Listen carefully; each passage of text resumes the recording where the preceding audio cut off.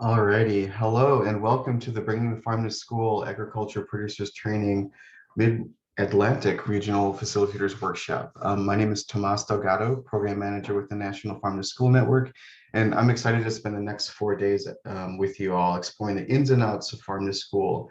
We have a lot of great material to share with you all, engaging activities to jump into, and several special guest speakers with us this week. So I'll be hosting the workshop this week along with my project partner, Tammy Howard of the National Center for Appropriate Technology.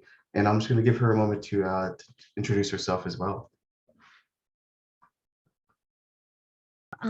Thanks everybody for joining us here today. And my name is Tammy Howard, and I'm an agriculture specialist with the National Center for Appropriate Technology. I'm the program manager for this project, and I'm excited to share the curriculum that NCAT, National Farm to School Network, and the Office of Community Food Systems work together to help you conduct these farm to school producer trainings in your state. You'll get to know several other NCAT staff throughout the week. And from NCAT, you'll get to meet specialist Robert Maggiani from Texas, Margot Hale from Arkansas, and Andy Pressman from New Hampshire. They will be presenting on pieces of the curriculum throughout the week. And we're also happy to have Carlos Vences, based out of Arkansas, be our tech support, our Zoom master, as well as the DJ for this week. Chris Lentz joining us from Pennsylvania, and he'll be facilitating the panel this afternoon. So a lot of these folks have helped with this project from the beginning, and we're so thankful and proud of their contributions. Just a little bit about the National Center for Appropriate Technology. We're a not-for-profit organization whose mission is to help people build resilient communities through local and sustainable solutions that reduce poverty, strengthen self-reliance, and protect natural resources. Much of NCAT's work focuses on building sustainable farming and food systems throughout the US. NCAT is actually based in Montana, but we have several regional offices throughout the country. And we'd like to start by recognizing the project partners on the call. In addition to our staff from the National Center for Appropriate Technology, you'll see folks from the USDA Food and Nutrition Services Office of Community Food Systems, that's a mouthful, and staff members from the National Farm to School Network, zooming in from across the country. And with that, I'm going to pass this along to Tomas to talk a little bit about the National Farm to School Network and their role in this project. Thank you, Tammy. And for those of you who just joined, my name is Tomas Delgado, Program Manager with the National Farm to School Network. And I'd just like to take a moment to recognize the team at NFSN for all the hard work that they made to make this project come to life. Just thanking Lacey Stevens and Jenny Lee Harris for all the work with the curriculum building. I'd like to thank Anna Mullen for her work around branding and communication. And lastly, Jennifer Goodmunson for the project support and facilitations. And again, thank you to all the partners at NCAT and USDA FNS for all the support in bringing this project to life. The National Farm to School Network has a vision of a strong and just food system for all. We seek deep transformation towards this vision through farm to school, the way kids eat, grow, and learn about food in schools and early care education settings. And as a national leader for farm to school and farm to EC movement, the National Farm to School Network advocates for policy and systems change. We facilitate and network opportunities, and we really want to provide a robust offering of professional development and resources to food system leaders around the country who are interested in implementing farm to school. Our network comprises of partner organizations across all 50 states, Washington, D.C., the U.S. territories, and sovereign nations. We also include an advisory board, national staff, and tens of thousands of farm to school and ECE supporters. So you'll have the opportunity to get to know many of these partners over the course of the next 3 days. And on that note, would like to hand it over to Nicole Zamet, the Farm to School Regional Lead for the Mid-Atlantic region, USDA Office of Community Food Systems. Take it away, Nicole. Yeah, good afternoon, and thank you, Tomas and Tammy. And I am Really excited to welcome you all and thank you all for finding the time to participate in this facilitator workshop over the next few days. As mentioned, my name is Nicole Zammit and I am the Farm to School Regional Lead for the Mid-Atlantic office, the FNS Mid-Atlantic office based out of Robbinsville, New Jersey. And then also joining us for the week from the regional office is Kelly Manhertz, who is our team lead for school programs. So we, definitely had probably sent a few of you multiple emails leading up to this, and we're really excited to have participation from all 6 of our states, DC and Puerto Rico, that we're able to pull together a training team in order to participate in this week's training. So I know many of your names are familiar, but for those of you that may be newer to us or we're meeting for the first time over the next few days, we really look forward to getting to work with you all. So just kind of a heads up, Kelly and I are kind of in this fun floating role over the next few days. So if you kind of see us popping into any of your state breakout sessions, just ignore us. We're just going to kind of be there as like flies on the wall, just to kind of overhear the conversations that are being had. But if you see a particular breakout session coming up, because there will be many of them throughout the 4 days, and you want one of us there to help in any way possible, just drop us a chat and we'll be sure to have one of us present in your room. But I guess I'll kind of quickly start just by letting you all know, for those that may be meeting for the first time, I actually had the pleasure of working in this role with the Southwest region from 2012 to 16. And at that time, the Office of Community Food Systems was really in its kind of beginning years. And many of you may be familiar with the local procurement guide that was produced that was targeted towards child nutrition sponsors. And it was kind of our baby for those first handful of years. And for those child nutrition sponsors that did receive that training, for some of them, it really just opened the doors and was kind of that guidance and technical assistance that those particular school districts were waiting for to really help build out their local procurement programs. Let it be by giving them the inclination of the verbiage to put into their solicitation language, all the way down to how to really write out the specs that they wanted in their RFP process to help target local products. I found for some that guide was a great success, but for other child nutrition sponsors, either they weren't quite ready for it yet, or it was only half of the puzzle, because as this training will help bring forward that whole other side of the producer, it didn't necessarily target them, and it kind of left it up to those child nutrition sponsors to really bridge that gap and fill in the blanks from the producer side in order to make that procurement cycle complete. From really what we were seeing too, our 2019 Farm to School census nationwide showed us that over 77% of SFAs reported to serving local foods across all the various child nutrition programs. But it was also interesting because the top 3 challenges that were also indicated in that 19 census was the limited availability of local foods, the difficulty of finding local food sources, and then also the cost of local food products. So, I don't say all that to put the full blame on the farm side, by no means, but I think it really kind of pulls out some of the goals that this training is sort of targeting, and how we really can bring the producer side kind of up to speed and sort of meet them where SFA and other child nutrition sponsors are as far as making those first steps into buying local or really expanding out what local purchasing has already began in those districts and states. So we can go over to the next slide.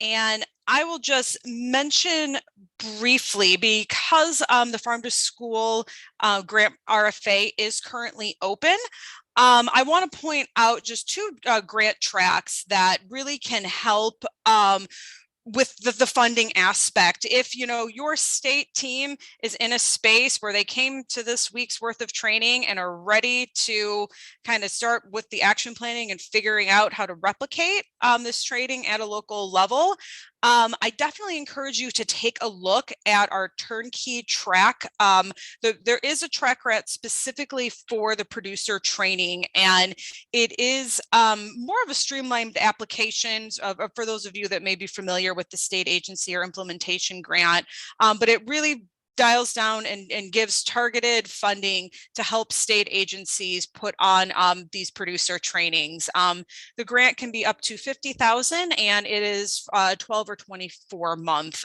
grant. And then also too, the implementation and state agency grants are also available this year. And even though those grants kind of are more wide and encompassing as far as their project scope and focus, definitely it covers any type of training, workshops, technical assistance, sort of like that bucket of how to help really broadcast and replicate this training, in addition to other activities that a state agency or implementation grant would help cover. So for those, once again, of you that haven't had a chance to look at the 22 RFA, it is there and available. And with that, I'm going to kind of wrap there and just, again, thank you all for making the time to be here for the next few days. And I definitely look forward to getting to know you all better. So I will pass it back over. Thanks, Nicole. And thank you again Thanks. for joining us this week and supporting us along the way. So appreciate that. Yeah, so in this moment, we just want to acknowledge the Project Advisory Council that met monthly during the curriculum development phase, offering thought partnership, feedback on curriculum, and have continued to offer their expertise throughout the workshop planning phase in grounding the program in best practices for working with and training producers. So we'd like to just extend a thank you all to the Project Advisory Council, which are displayed on the screen there for you there. Can pass it to Tammy. Yeah, thanks, Tomas. So now let's learn more about who's joining us as attendees today. So based on the information shared during the registration, we have attendees from across the FNS Mid-Atlantic region. So looking at the map, we have attendees that you can see here, the breakdown of the attendees by state. We have 6 folks from Pennsylvania, 3 from West Virginia, a whopping 14 from Virginia. Maryland has 6 folks joining us, and District of Columbia has 4 people, and New Jersey, we have 4 folks, Delaware, 4 as well. And we're excited to also have 3 people joining us from Puerto Rico. We're also have some folks joining us from outside of the region, from Michigan today and over the course of the week. We have 4 people from Michigan joining us. And here's a breakdown of the participants by the type of organization. So we have 9 of our participants are from university extension programs, 22 are from state agencies, 5 of our participants today are from not-for-profits, including producer support organizations, and 11 have selected other. And those include folks from partnerships in this project and the national level USDA staff. So we're really excited to have you all here today, and we want to thank you for your support and participation, and more importantly, your time this week. We understand it's a heavy lift. We're asking you for 16 hours on Zoom, but we're going to try to make it as interactive as possible. Tomas? Take it away. Thank you. So the overall goal of bringing together representatives from state agencies, extension offices, and producer support organizations that are interested in training producers and selling to schools in their respective states, ultimately forming state training teams. So exploring the farm to bringing the farm to school training materials and providing an overview of the module content is one of our big goals here. In addition to that, developing an action plan for each state training team to use as a blueprint for planning a local producer training.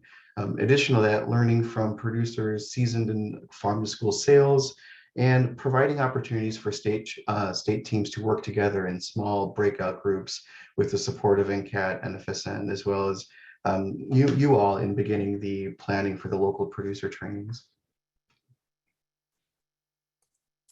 All right, so let's look at the agenda over the next 4 days. So most of you have received a hard copy of the agenda in the packet that was FedEx to you last week.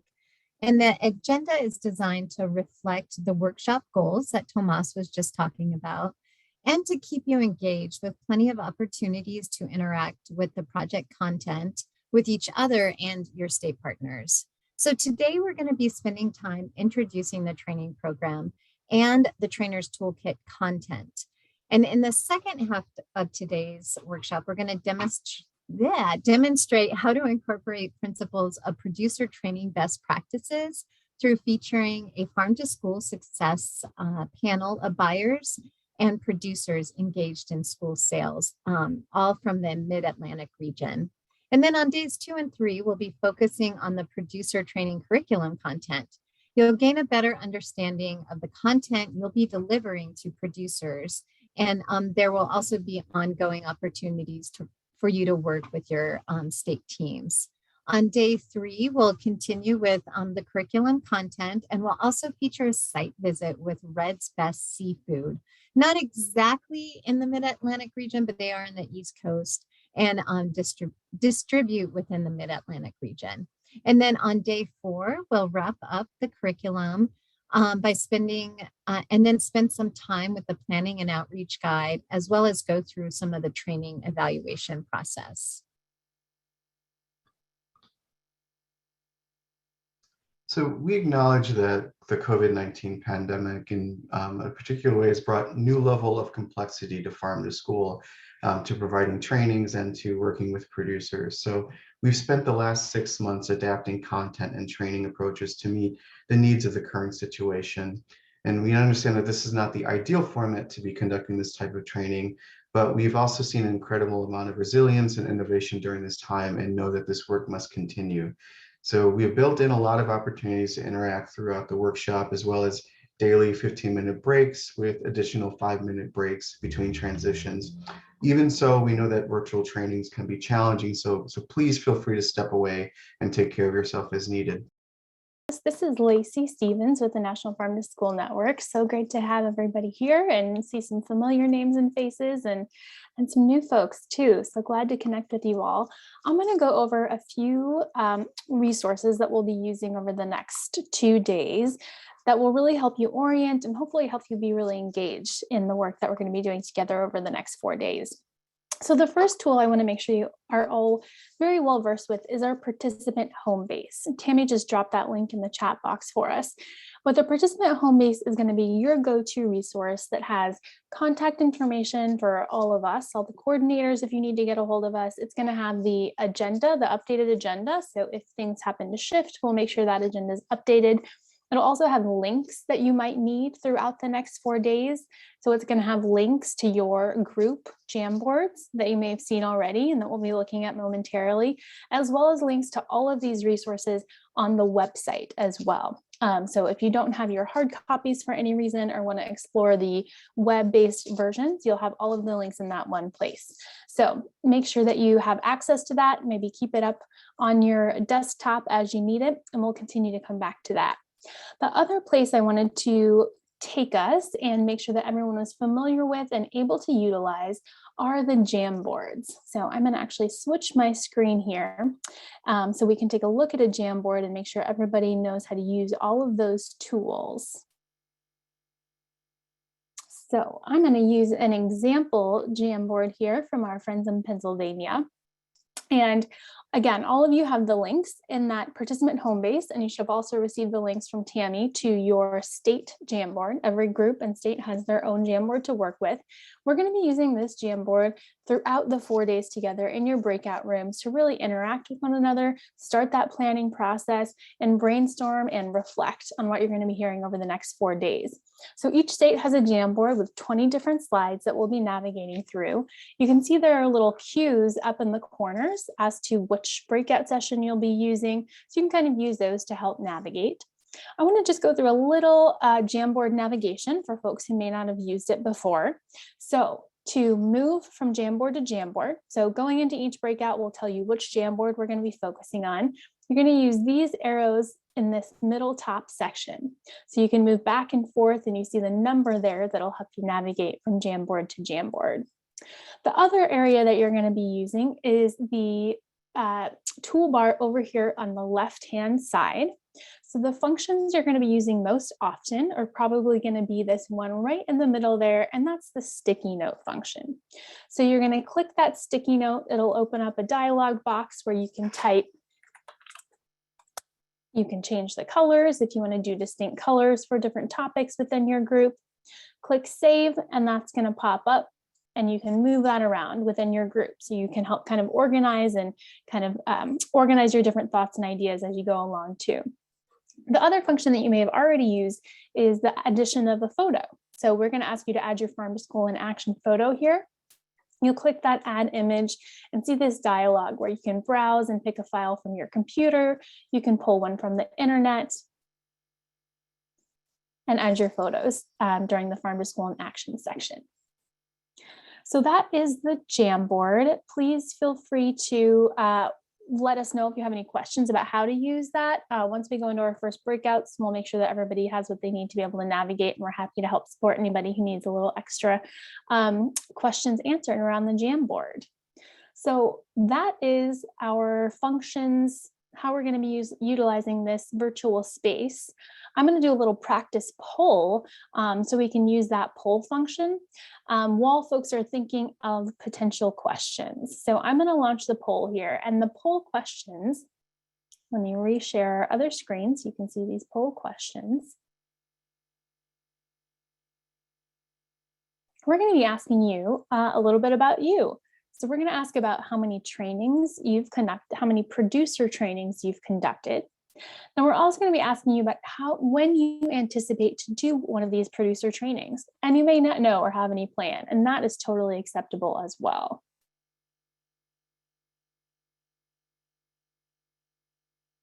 All right, I'm going to launch that, give folks a couple of minutes. I do see we've got a chat in the chat box here. How do we get to the Jamboards again? So if you go to your participant home base, you're going to scroll down. I think it's on that second page. You'll see a list of all of the state's Jamboards, and you can access your Jamboard there.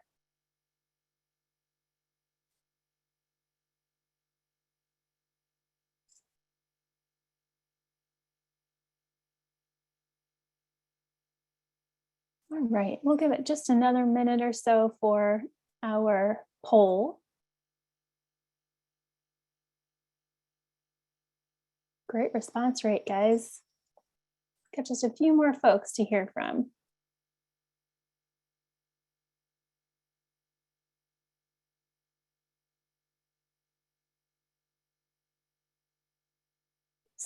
Sorry, I think we had a little poll go awry and it relaunched. So apologies if you already responded. Please give us your other response. I think we had a double launch. So thanks for, so Karen, the poll should pop up. If any, it may kind of maybe go behind a window as you have multiple screens popped up. I think also Karen is a facilitator. So I think if she's a co-hosts don't really get to do the polls. Gotcha. And I saw Thanks, Patrick Tammy. had his hand up. So Patrick, what was your question? Okay, thanks. Yeah, because I'm looking at my screens. I'm like, I can't access the poll. Yeah, and Patrick's the same way. Sorry, guys. That's one of the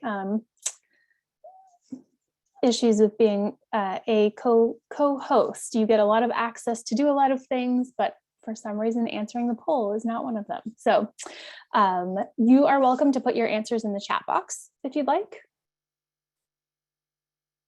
And I'm going to go ahead and close our poll out. Again, if you are not able to answer, please feel free to add your responses to the chat box. All right, I'm going to share our results back out here. How many producer trainings have you conducted? So a lot of folks, about 65%, the Bringing the Farm to School will be their first producer training. We've got several other folks who've done one or two or several, and one person who's done too many to count.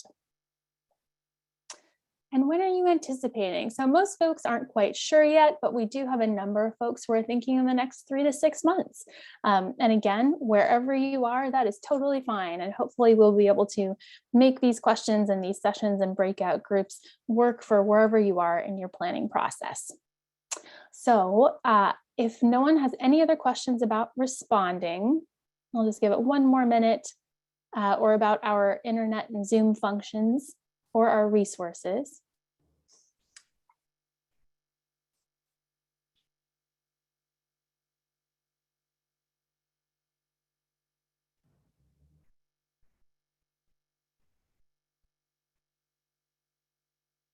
All right. Well, we will have lots of question and answer sessions as we go. So hold on to any questions or add them into the chat box. How do we answer questions in the competition? Great question, Patrick. So we will let you know when those questions are coming up, and most of those will be answered either through the chat box or we'll ask you to unmute and respond. So don't worry, I'll use facilitators. You will still have the option to answer. It won't be in a poll platform. So we'll let you know if we want you to either respond via the chat box or if we'll ask you to unmute and be the first to respond verbally. All right, I'll turn it over to Tomas. Thanks, Lacey. And thanks all for introducing yourselves in the chat. And if you haven't already, feel free to just share a bit about yourself, where you're coming from, and what state you're a part of. So thank you for that. So moving on for the day, I'd like to touch on some of the group agreements and expectations for our workshop this week. And we have listed here just some proposed agreements and expectations. And although community agreements should ideally be co-constructed, here are just a few examples to start with. So acknowledging gender, race, class dynamics in the room, one voice at a time, take space, make space, avoid industry language, no one knows everything, but together we know a lot, stay mentally and physically present, and lastly, just please turn on your cameras if you're able to come if you're able to come off mute and share any kind of thoughts, questions, or any kind of feedback as you're able to. So if there are any agreements that you think should be added, go ahead and add them in the chat now or unmute yourself. So we're just going to take one moment to allow you all to contribute any kind of additional agreements that you think should be shared.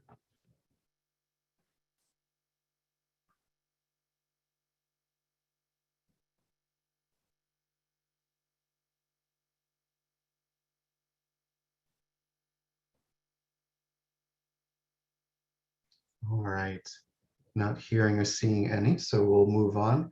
And of course, you can find these group agreements in the participant home base, which is linked previously. So I'm going to pass it back to Lacey to actually get us started with our first breakout session for the day. Lacey?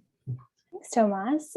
So Carlos gave us a great preface on what to expect when we're jumping into our breakout. So momentarily here, you're going to see a box pop up asking you to go into your breakout session. He has everybody set up to go into the right rooms. You'll just click that join button and you will be whisked away into your state team groups, your state or territory. And if you get into the wrong room for some reason, please come back into the main room and we'll make sure we get you to the right place. One important thing, if you are leaving your room, make sure you click that leave the room button and not the leave the meeting button. That's very easy for that to happen. We will let you back in, but it just gets a little more complicated. Before we get into that first breakout, I just wanted to give a little preface for kind of the purpose of these breakout rooms and sessions. So we're going to have about 2 breakouts per day. we'll have different prompts and you will have a facilitator. So someone from your group has been provided guidance around facilitating those conversations, and you'll be working your way through those Jamboard prompts with your facilitator. And we recognize that everyone is in different places. Some of you may just be getting to know one another. Some of you may be getting ready and already well on your road to planning. So we hope that the prompts are framed in a way that can give you the flexibility where, regardless of where you are in your potential planning process, are getting to know one another. We also recognize that groups are going to be in different sizes, so they're going to move at a little bit different pace. So we'll be cueing you what the prompt for that session is, but if you need to go back and continue your conversation from the previous group, we will have time kind of towards the end to catch up a little bit. So if your group just needs a little bit more time to have a conversation, you can move at your own pace. But we will be providing kind of specific prompts for each breakout that you will want to move through eventually, but at your own pace. So we are going to go into these breakouts. Our first session is for about 30 minutes. You are going to be using those first 3 Jamboards, I believe. Let me make sure I've got that right. So the first 3 Jamboards you'll be working through. The first is to talk a little bit about and introduce yourself and share a little bit of your farm to school work or your work in action. And then you'll start to digging in and talking about what are your goals? Why are you in this workshop? What do you hope to achieve both for yourself? And then thinking about what are your goals as a team or as a state or as a group potentially, and how those might develop over the next few days. So, I think we are ready, Carlos. If you have any questions, feel free to stay back and ask any of us, or we are happy to, you can jump back in. We can come into your room and help you out if you have any questions, or you can just jump in and join us in the main room and we can answer any questions. So I don't see any questions in the chat box. So I'm going to ask Carlos to go ahead and take everybody away.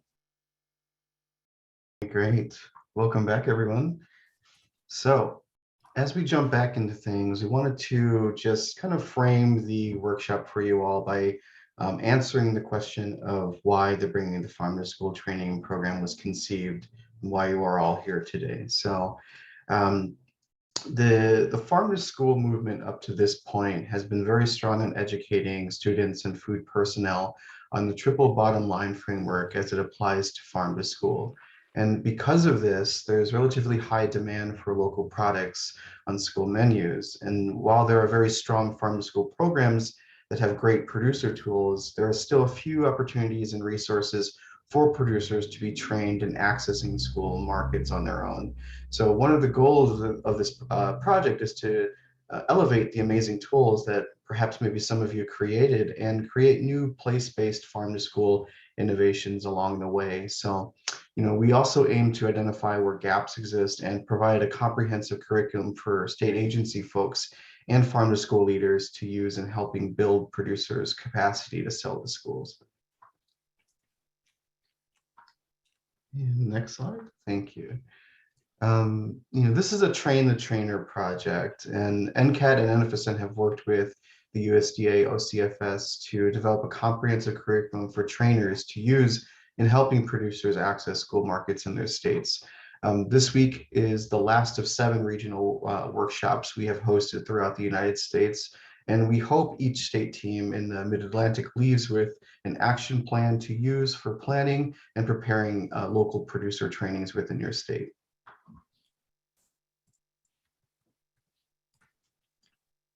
The project phases, so we're currently in phase 3 of this project.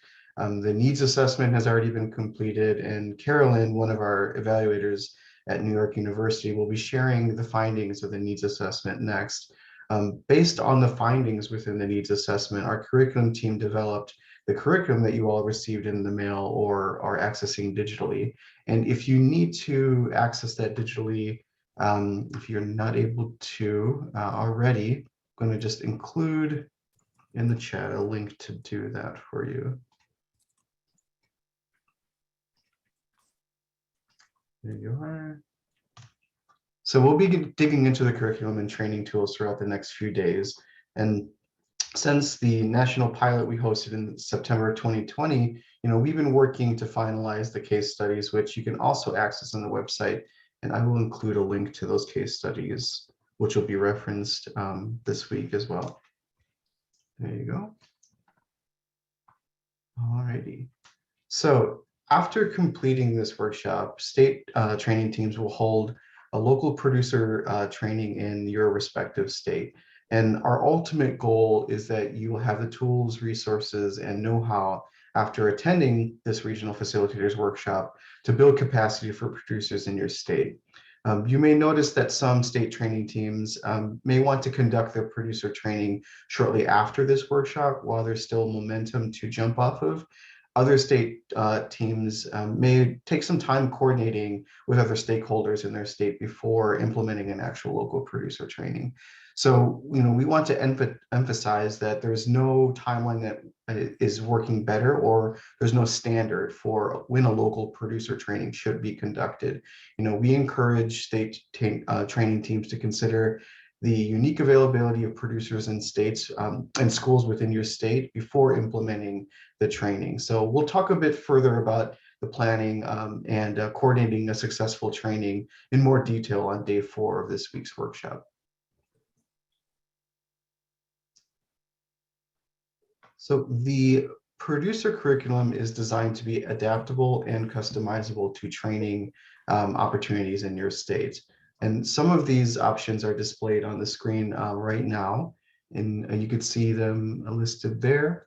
So you and your team could plan a standalone training. The producer training could be added to an existing producer-focused event. You could even collaborate to incorporate the curriculum content into a similarly focused producer training event, which could already be planned in your state. So there's a lot of flexibility in presenting virtually or in person as well, or perhaps even developing a hybrid approach to offer both virtual and in-person options for you all. So the format and agenda is also flexible depending on your time and capacities. You can find full samples of the agendas to help plan your training on page 112 of the Facilitator's Guide. And there you'll see that the ideal recommended format is 2 full days of training with experiential components like farm tours or panels with producers and school nutrition staff. Alternatively, you can plan a single day training with truncated content. You could also create flexibility by presenting the content in smaller sort of half-day sessions over the course of several weeks. You can even conduct a targeted training with specific content for producers with some farm-to-school experience already as well.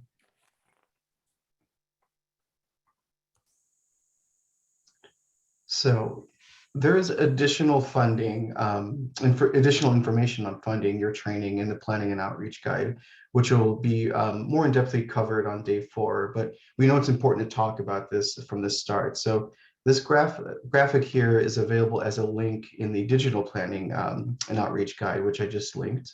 And I know it's maybe a little bit too small for you to see on the screen, but I wanted to give you a visual reference to the links that we've shared in the chat. So, this is a great resource, and it's broken down by program user and lists many different, mainly federally funded options for producer training. Funding resources are also listed in pages 8 and 9 of your Planning and Outreach Guide. And this will just may serve as a start to give you all some ideas on how to fund bringing the farm to school producer training in your state. So think of this week as an opportunity to form partnerships that can help train producers, and consider those partnerships as you think about funding for farm to school producer training projects.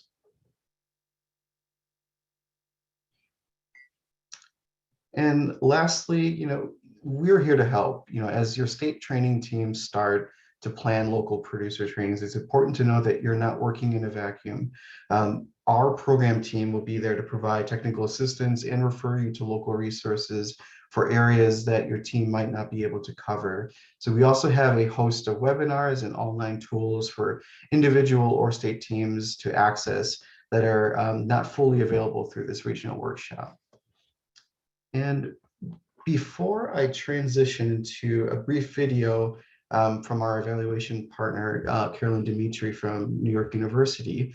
I just wanted to just pause and give you all a moment to ask any kind of questions that you may have. We've covered a lot of material so far, so just wanted to open it up for any kind of comments or questions that you all may have.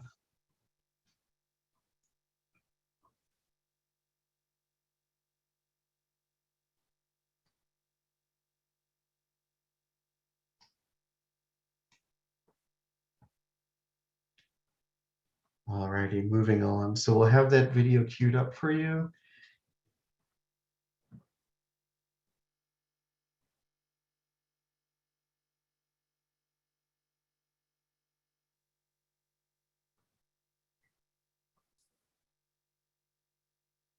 Hi, I'm Carolyn Dimitri. Today I'm going to talk to you about the producer needs assessment findings that my colleague Lydia Oberholzer and I conducted when the National Farm to School Network and NCAT began developing their producer training curriculum. So the first part of the needs assessment was to understand the current state of knowledge. To do so, we took a multi-pronged approach.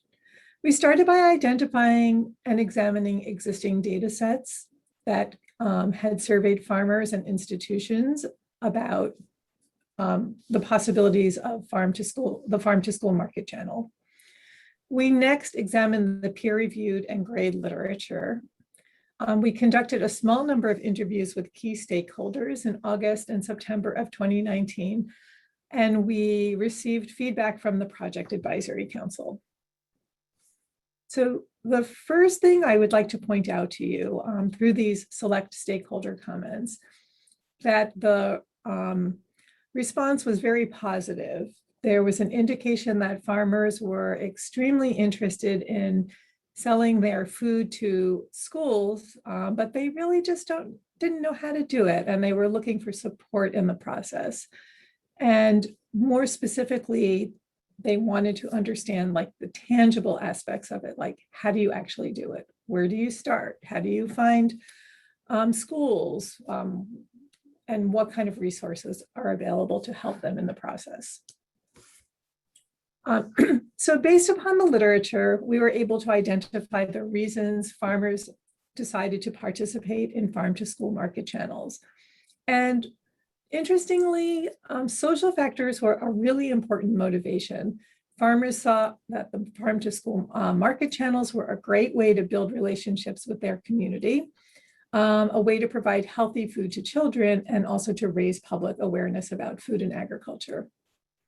But the business aspects really mattered too, and that farm to school market channels were seen as a way to diversify their markets and their business portfolio, a way to get stable prices and fair prices, and also that the distribution costs of the farm to school channel were lower. But the obstacles to participating in farm to school markets were many. And related to the market, the first one was that some farmers perceived that prices were low. The volume requirements could be too large or too small, depending upon the scale a particular farmer was producing at. And then obtaining food safety or third-party certification was seen as a gigantic barrier. And I think especially when you think that a lot of the farmers are competing with Cisco or Sodexo, where they have these very streamlined processes, that you can see how this would be hard for farmers to imagine, like how they could actually compete against those giant entities. The other obstacles to participating in farm to school markets were related to the transaction. So how do you bid, or how do you navigate that procurement process? Because schools often have a very bureaucratic system for procurement. And how do you find buyers and sellers? How do you maintain that buyer and seller relationship? And farmers didn't really know what schools wanted or needed, and they were unsure about how the payment situation worked. And so I think these two quotes really highlight two problems, like two of the most common problems. It's like, what does the school want? How often do they want it? And how consistent does the supply need to be? And then also, how do you take that first step and find a school that would like to, you could do business with, especially if you were operating in a school district that didn't have a farm to school coordinator. Logistics were perceived as another area that had several problems. And I think a lot of that circled around the fact that farms have raw product and schools can't cook. And so really what should farmers be bringing to the school? How does it get there? How is it packaged? And what are the storage possibilities? So we came away with some important recommendations for content of the curriculum, and that it should consist of information on pricing, procurement, vendor and marketing requirements, logistics and transportation. As these were identified as like the 4 key areas where farmers really needed more solid and streamlined information. And that it would be really useful to have a decision tree so that farmers could look at this tree and decide, is it better for them to sell to a school, or is it better to sell through an intermediary who then sells to the school? And that the community benefits were an important part of the process, and this should also be highlighted. And that also this curriculum should include case studies, webinars that could be helpful tools for farmers.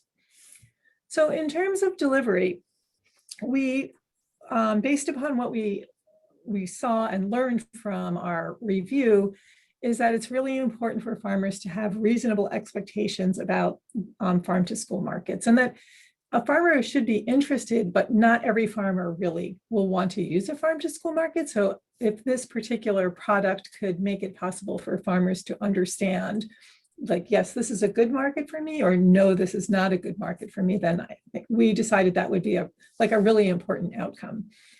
In addition, the possibilities and the working with schools really, that does vary around the country depending upon what region a farmer and a school would be located in. And it's important to identify these regional differences. And that the training team should consist of people with varied backgrounds. So they needed people who understood food service, other people who understood child nutrition, and then another part of the team needed to be someone who understands how to work with farmers. And that leveraging the mentor relationship could be really helpful by pairing experienced farm to school producers with new farm to school producers, so that the experienced ones could be mentors and role models. But it would be really important for the curriculum to meet the needs of these two groups individually. And experiential learning has been proven to be a really effective academic tool. And so incorporating experiential learning into this curriculum along with the classroom learning would really make this a richer experience for producers. And this could include farm trips or role playing. And there are many different ways the experiential learning could be implemented, and that the webinars and written materials should be available for use in the future. So in conclusion, our needs assessment found that there really is great enthusiasm for the curriculum, and that by providing producers with knowledge and skills, they can make a decision about whether they want to enter the farm to school market, and that this type of curriculum could really increase the likelihood of the farmer success for those who do choose to enter the farm to school market. Thank you very much for listening to this, and I hope you enjoy your training curriculum.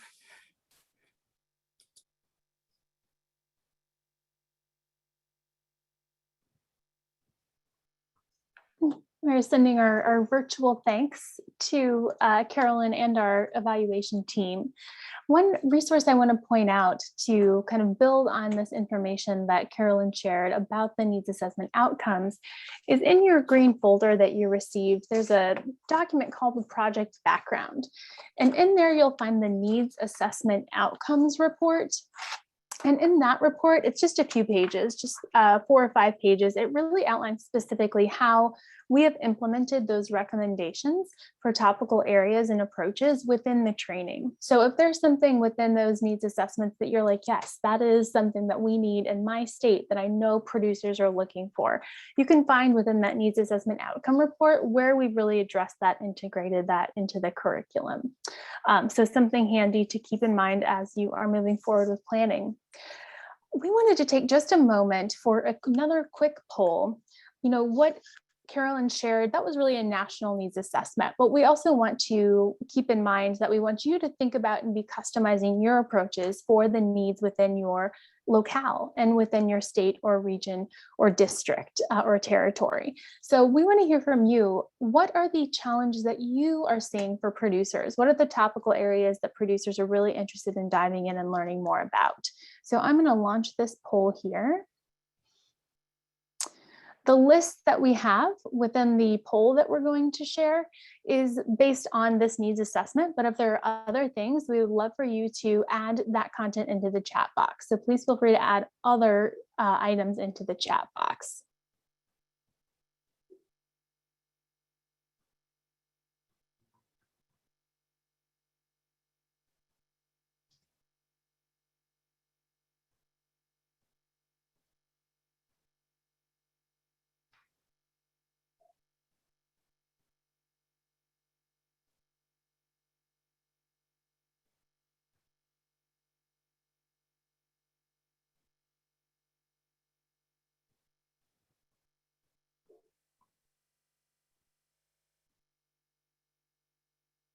And while folks are responding, thanks Amber for your comments in the chat box. We did see quite a difference when it comes to requirements across the country. And of course, we know that those food safety requirements vary from district to district even. So that's one reason why it's really important for that local customization and conversation about what requirements producers are seeing in your region and in the districts that you're working with. And as far as food safety around other foods outside of fruits and vegetables, Tammy, I don't know if you want to add to this, but we do have some specific sections focused specifically on meat and egg production and fisheries coming up later in the section. So Tammy, I don't know if you want to add anything to that at this point. No, I don't really have anything to add. And I wasn't quite sure if that was related to the needs assessment, or if it was related to the question was related to the needs assessment or the curriculum itself. So, and I, since the needs assessment, as Carolyn had mentioned, had to be pretty abbreviated in terms of the producer organizations that they connected with,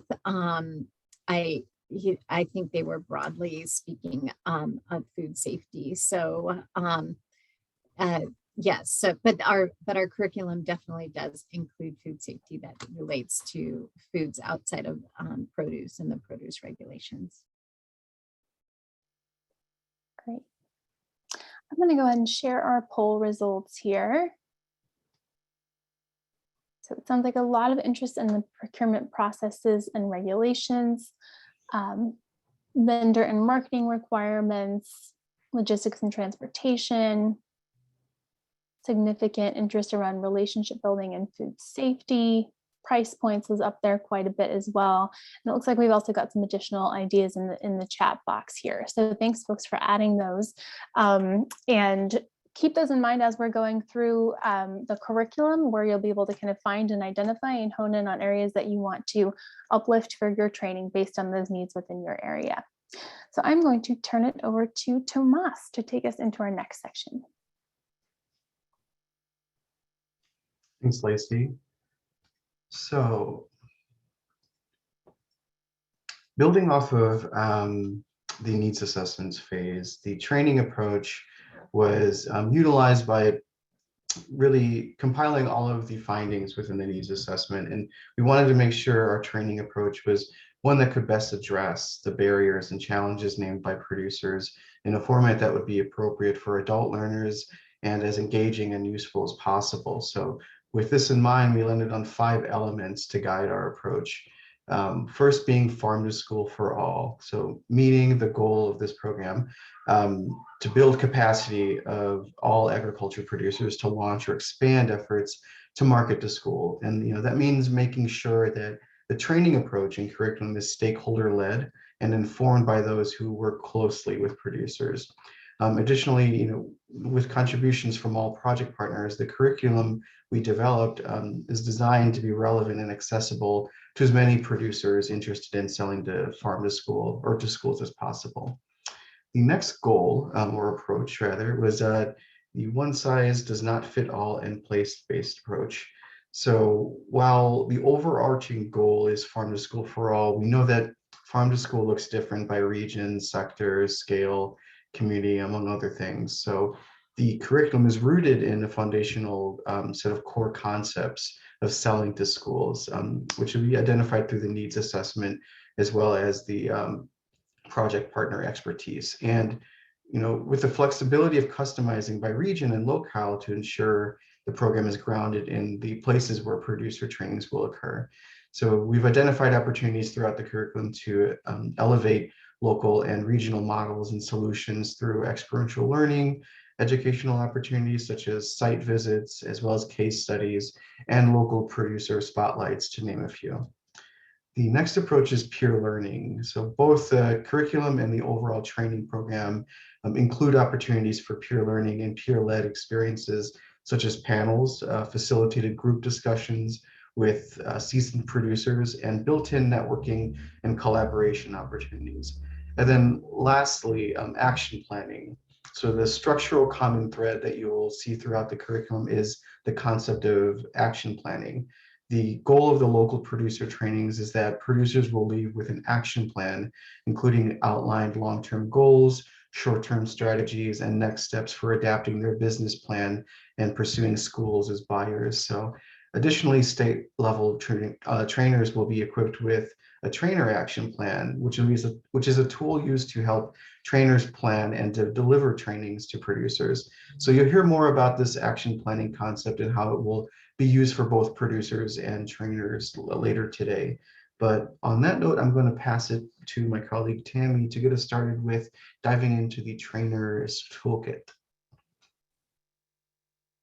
Hey, thanks, Tomas. I just wanted to let you know that this is really going to be a very broad overview of the trainer's toolkit, and then we're going to really dig in over the next couple of days. But I hope the background information you all have received thus far has helped frame how and why we've developed these resources. We've referenced some of these resources today, and as I said, we'll continue to do so throughout the training. But let's start to dig into these tools so you can just start to familiarize yourself with the scope of the materials that are available to you to help you conduct successful producer trainings. So we use the trainer's toolkit basically to reference all of the training tools and materials available to help state training teams work with producers in their states. And today we're just going to give you, like I said, a high-level overview of those resources. The trainer's toolkit is actually divided into 4 buckets, which are outlined on your screen. You should have received a hard copy of most of these materials in the mail, except for that last bucket, which includes all of the online tools, including the entire toolkit, plus bonus materials such as case studies. The facilitator guide is that facilitator-facing resource, basically what you all will be referencing to help you conduct your local producer trainings. The producer workbook is to hand out to producers at your local producer workshops. And the planning and outreach tools are for trainer organizers and presenters. The case studies really help illustrate that peer learning principle that Tomas was just talking about. And we wanted to help illustrate the buyers and producers that are successfully engaged in procuring local foods. with a focus on the needs of the farmers, which were identified in the needs assessment. There's loads and loads of case studies on the procurement end, but so we really wanted to focus on the farming end. And then finally, Carolyn Dimitri talked about those earlier. So let's dig into those resources so we can become familiar on how to use them in your trainings. So first up is that facilitator guide. And as you can see on your screen, it's the one, I'll hold it up as well here in the flesh.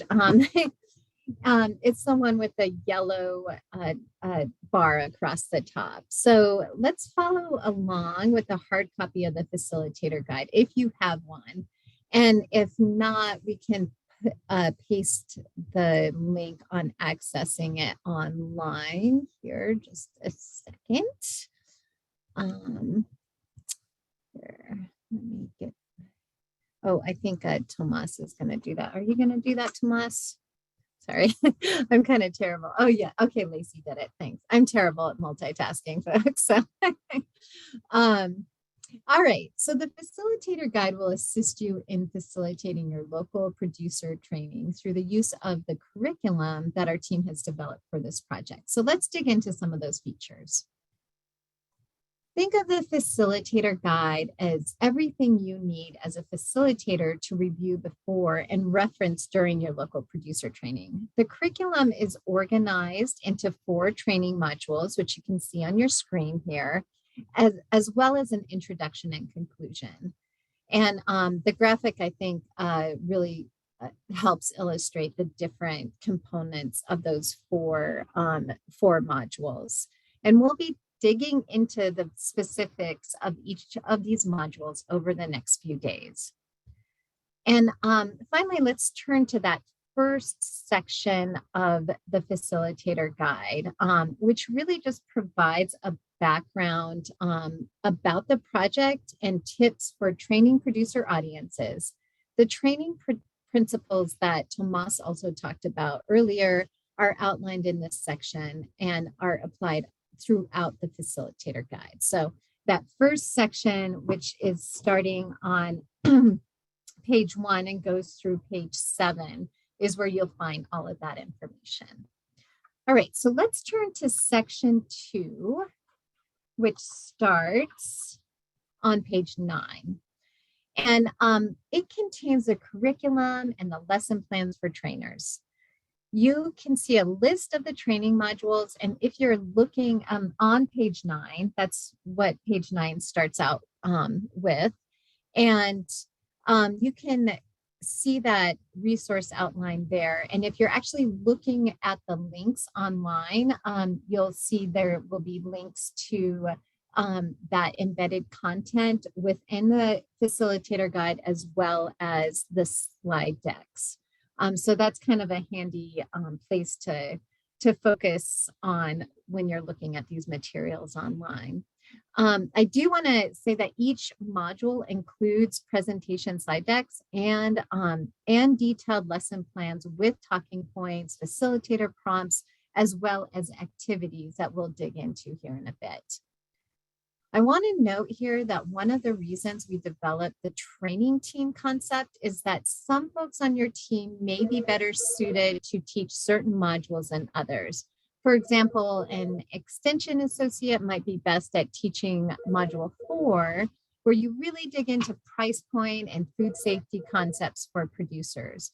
But folks that are more experienced with procurement might be better at teaching modules 1 through 2. So your team will have that opportunity to identify what best fits the gaps and what gaps you might have in that training team over the next few days. Sorry, I have somebody calling here, but hopefully that's not too disturbing. Okay, so this section also includes specific guidance for each module, including a facilitator background section to help you prepare for teaching this topic at your local producer training. So let's look at an example. All right, so I'm going to follow along with you in my facilitator guide. So everybody turn to page 25 of that facilitator guide, which is module 1. I don't know if you can see it here. It's got the blue band across the top. And so what I want to point out here is this outline. And within the outline, you can see the producer learning objectives, so you can check for understanding, along with a list of core concepts specific to that module. That's in the third column of the outline. And then just below the outline, you can see a list of resources that are starting on page 25 that will help you learn more about the content within that module, including onto the next page, which is on page 26. That includes some of the case studies that are relevant to this particular module, and then important key terms that you should familiarize yourself with and that you want to have the producers you're teaching have some familiarity with. And another thing I wanted to point out here is if you're looking at this online, you can see there is another opportunity to download that slide deck for that particular module. So let's turn to page 29, because I wanted to point out some of the features of our lesson plan that we've developed. So I'm turning to page 29 as well. And this is a good example of the components that are featured in the lesson plans to support you for each slide in the module of that particular training. So you see here on the left, there's a thumbnail of the slide from the corresponding presentation slide decks. Each slide includes suggested talking points that you can see in the just below the brackets of slide 9. And these are really intended to support diverse teaching approaches and help you minimize reading from the slides, but you do not need to, you don't need to feel like you need to read verbatim from the talking points. They're just meant to simply provide a guidance for you. And you're welcome to actually change those talking points in your own slide decks, because they're the talking points are listed in the notes section of the slide deck. So you can change those however works for you. And the facilitator prompt that you see just below the talking points emphasize particularly important information and instructional techniques to help keep the content actionable for producers. And then finally, if you go just below on slide 10, you'll see one of our regionalization tips that indicate content areas that could be presented with local or regional examples and information. And we strongly encourage you to customize the training as much as you can for your specific audience. So we'll be providing you with guidance on how you can do this when we go over each module in the next few days. So let's go on to talk about the applied activities. And if you turn to page 33, there's a really great example of that. You can see the example is outlined in yellow, and all activities are actually flagged in yellow in the corresponding slide decks and in your facilitator guide. And they include instructions. This is just a really short, brief applied activity that we want producers to identify products that they're already producing and have just a brief 5-minute discussion with producers about that. And the applied activity prompts actually give you some kind of instructions along with materials and tools. This particular one doesn't have really any tools, but it does have suggested reflection questions to help you connect the content with the producer workbook. And in many cases, the activities are based on worksheets from that producer workbook, and we'll be reviewing that next.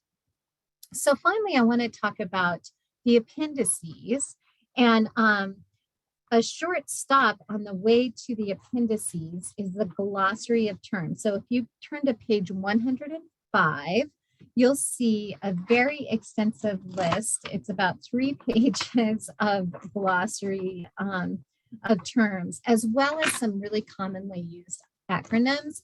That is also included in the producer workbook. So you're all creating a shared language, and we'll talk about some ways that some activities that we suggest to create that shared language between the facilitator and the producer. And then when you turn to page, after the glossary, page 108 is where you start, where the appendices start. And they include extra resources for you and may be better accessed online, actually, because many of them include links to online resources. The facilitator tools and resources are broken down by module, as you can see. You'll see the introduction, and module 1 is starting on page 108. And the tools in Appendix A also include guidance on planning a panel and building your training team, as well as some sample agendas. And those all start on page 111. So you might want to check those out before you start really digging into planning your producer trainings. And Appendix B, which starts on page 115, includes a list of some of the producer-specific resources that are referenced throughout the curriculum. But they are very specific to the curriculum. The producer workbook has a lot of resources that producers can do to really dig into the concepts, but those aren't listed in the facilitator producer tools. And then finally, there's some optional content that didn't quite fit into the curriculum, or was just a little, it wasn't applicable to all trainers. So those are included in Appendix C on page 117. And we will be having somebody, Lee Reinhardt will be talking about Appendix C, the content for the Fish to School, on Wednesday. So we'll really be digging into that content on page 123. So I want to point that out, and he'll talk about that as well. And then finally, there's evaluation guidance for you folks to use in evaluating, having the producers fill out evaluations, and that's located in Appendix D. Finally, the last thing I want to point out is that there's a copy of your trainer action plan that is also included as a hard copy in the pocket folder that you all received. But if it's more handy for you to follow along within the facilitator guide, that's on page 139. So that about wraps it up for our overview of the facilitator guide. So now we're going to shift to the producer workbook, but I want you to take a few minutes to grab that resource, and I'm going to grab it myself. As we take a few minutes, I'd like to ask if there's any questions about the facilitator guide so far.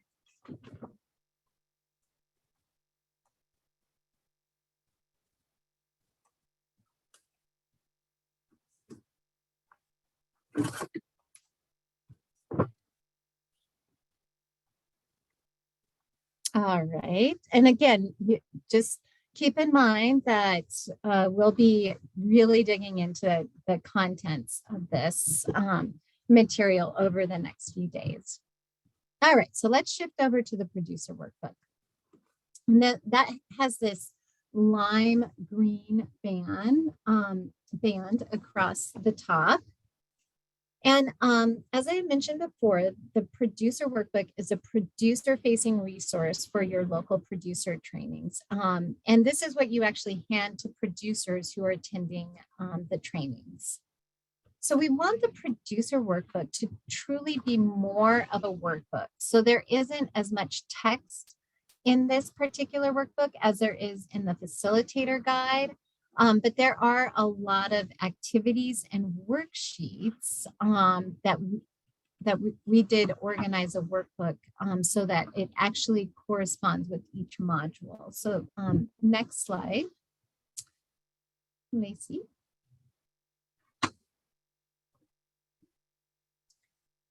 All right. And I think the next slide too is that where we're talking about the content. So we want the producer workbook to truly be more of a workbook. So there isn't as much text, But as we had mentioned, there are lots of activities and worksheets, and we did organize a workbook so that it corresponds with each module.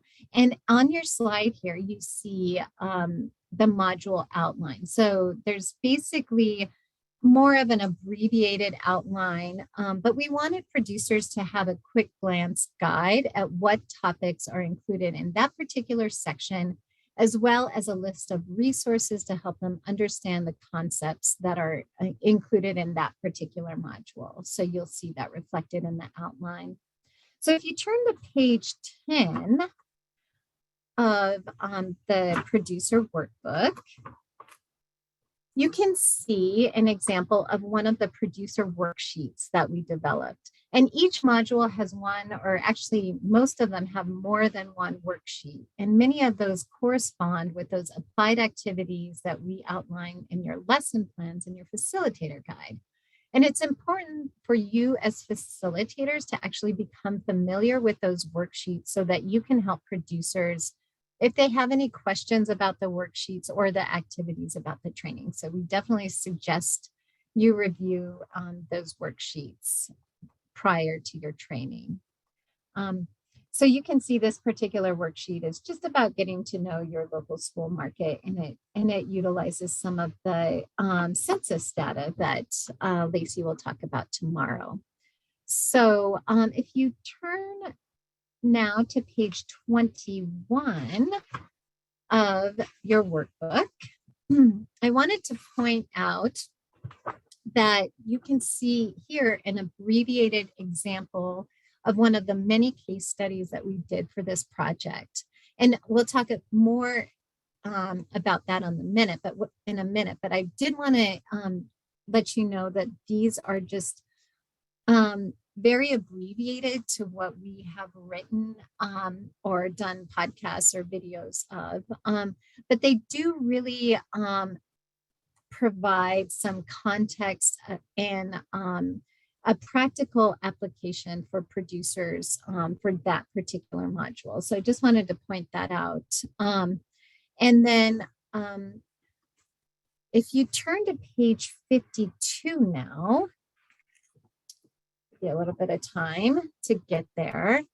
That is one of the appendices. They start on page 52 and they include some key resources that producers will be using throughout the training. And we'll be digging into how these resources will be utilized in the producer trainings, as I had mentioned, over the next few days. But one of the key resources in the appendices is this school business action plan. And we'll be talking about that tomorrow. And even though this key resource is in the producer workbook as Appendix A, it might actually be a good thing to consider printing for your training so that producers do not have to keep moving between the action plan and the producer workbook during your training.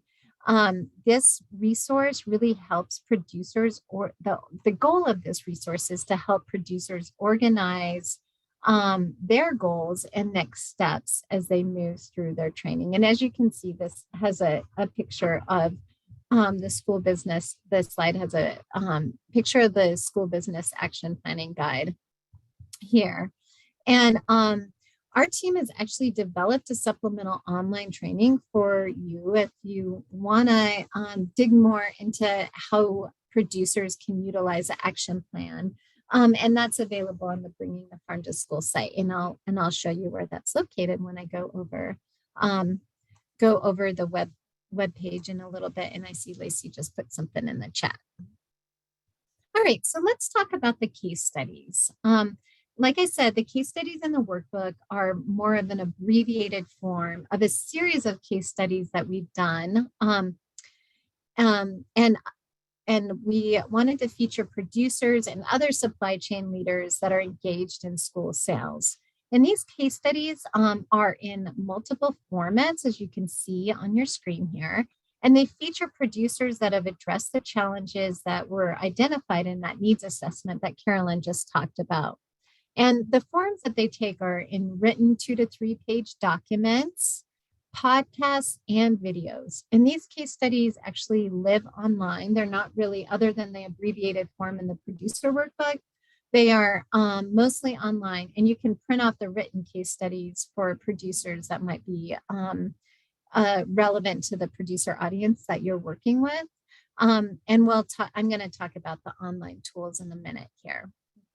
So next, let's talk about the planning and outreach guide.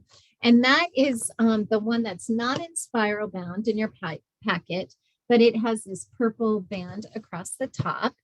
And it's basically everything you need as a trainer or a trainer organizer to plan, execute, and actually do outreach for local producer trainings. Many of the tools in this guide are actually online and can be downloaded by trainers and trainer organizers. The hard copy in your packet, I think it's great to just give you an idea of what this resource is and kind of have you look at the check sheets, but most of the resources in the planning and outreach guide are better accessed online. So let's turn to the table of contents on in the planning and outreach guide, so we can look at some of the features of this resource. So on page 1, you can see the table of contents, and if you go to page 2, you can see the checklist for training organizers. And I think that's on the next slide, Lacey. And you can see the checklist includes a 6 months to a year before the event, 3 months to 6 months before the event, and so on and so forth. So those checklists can be super handy. I'm a checklist person, so that's why that made it in there. There's also budget templates and lots of templates to help with the outreach piece. So if you turn to page 16 through 18, you can see an example of some of the amazing formatted materials that Anna Mullen with the National Farm to School Network and NCAT's graphic designer, Amy Smith, developed for trainers to use for outreach. And like I said, these materials are available online to use and adapt for your local producer trainings. And because of the adaptability of this resource, obviously you're going to want to access these materials online. And so this is a perfect segue to look at the online interface and the online version of the tools I just described. So I'm going to share my screen and get online and show you how to navigate the online resources that we developed for the Bringing the Farm to School webpage. But while I do that, are there any questions about the resources that you've seen so far?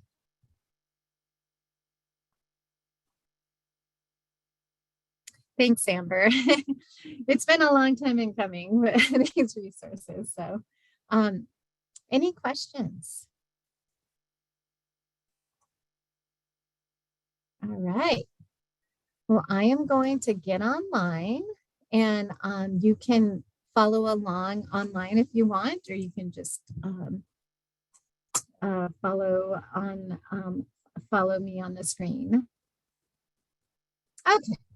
So this is the Bringing the Farm to School webpage. I will also make sure y'all have it in the chat.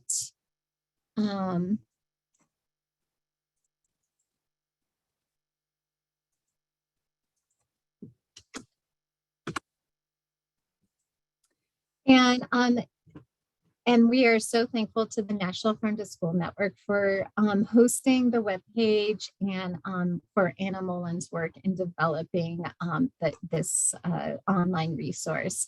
So the first part of the webpage is basically just a background of the training program, a lot of the stuff that you've heard over the last hour or so.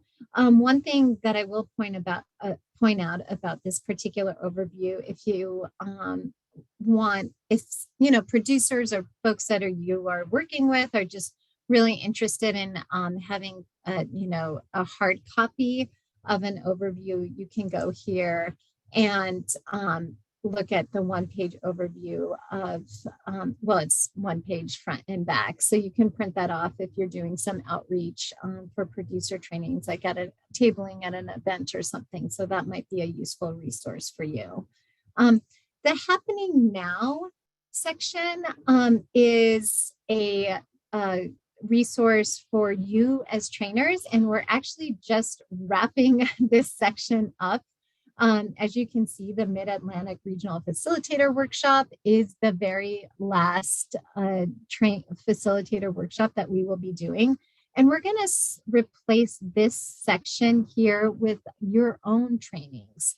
And we haven't quite worked out how that's going to look, but we will be having either a calendar or something that features phase 4 of the producer trainings that you all will be doing state by state. So that's gonna be a shift in that. The meat of the trainer's toolkit is here in this next section, the exploring the training materials. So this has everything that you need all in one spot. The facilitator resources, the producer resources, and the case studies can be all found right here, the training materials on the main page. But you can go to we're gonna explore each one of these individually. And you can access them yourself by just clicking on this red button.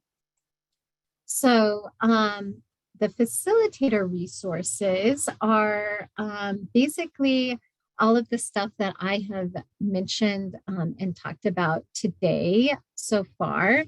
So that online version, the PDF version of the facilitator guide is here. You can click by clicking on this red link. Before I do that, though, I just wanted to also show that this is where you can access those slide decks for each one of the modules that we'll be going over in the next couple of days. And these are slide decks that you will be utilizing to share with producers. There's also some additional resources. There's that background document that Lacey was talking about, and then some of those YouTube training videos that we've been including in the links, but they're just recorded trainings that you can utilize after the fact. The other thing I want to point out that we'll go over in more detail in a sec here is that planning and outreach guide. And a lot of those templates that are available to you as trainers, the budget, the press release, email, social media blasts, all of that kind of stuff. So let's go to the facilitator guide. I just want to show you that. Hopefully you all can see that fairly well.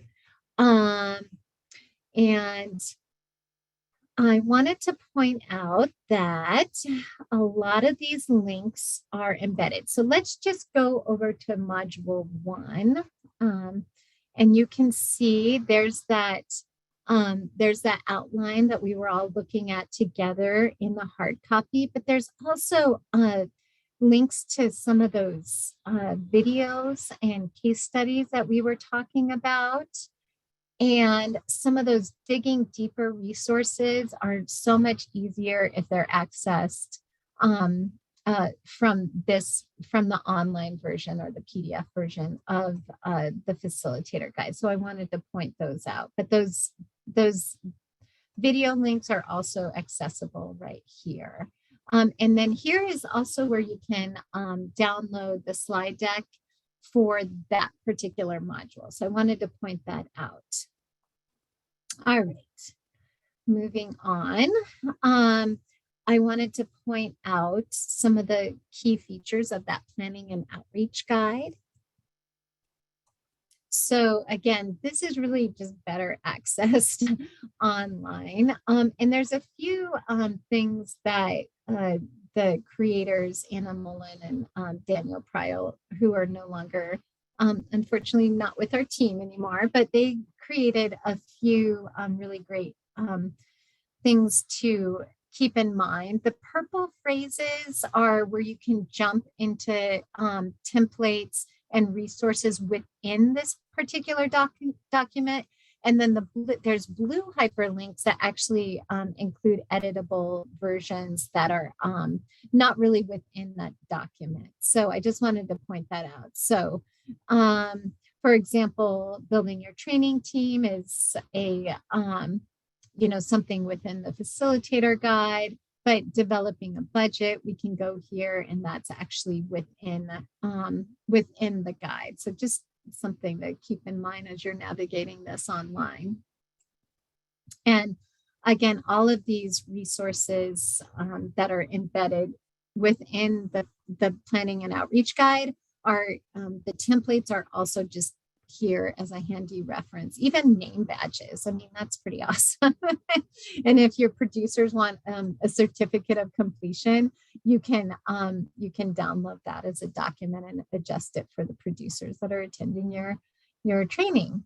So let's shift. One thing I want to point out is that if you're in like the facilitator resources or producer resources, you can easily get back to that homepage by just clicking that red bringing the farm to school, and that'll bring you back to this main page.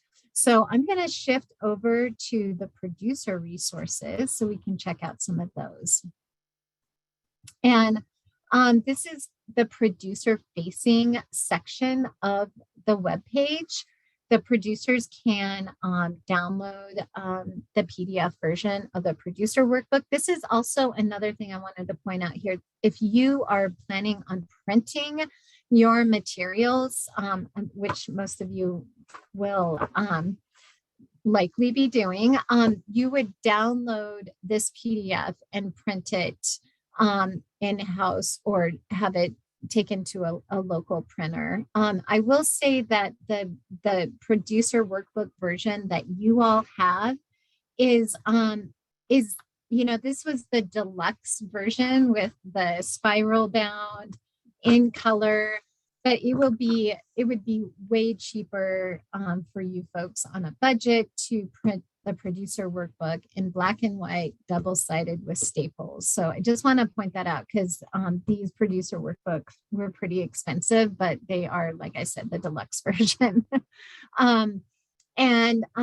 The school business action planning guide is here for you folks that would want to just print out the action planning guide for producers, as well as here's a copy of all the producer worksheets that are in the workbook, but just collated into one spot. And one thing I wanted to point out is that these are fillable.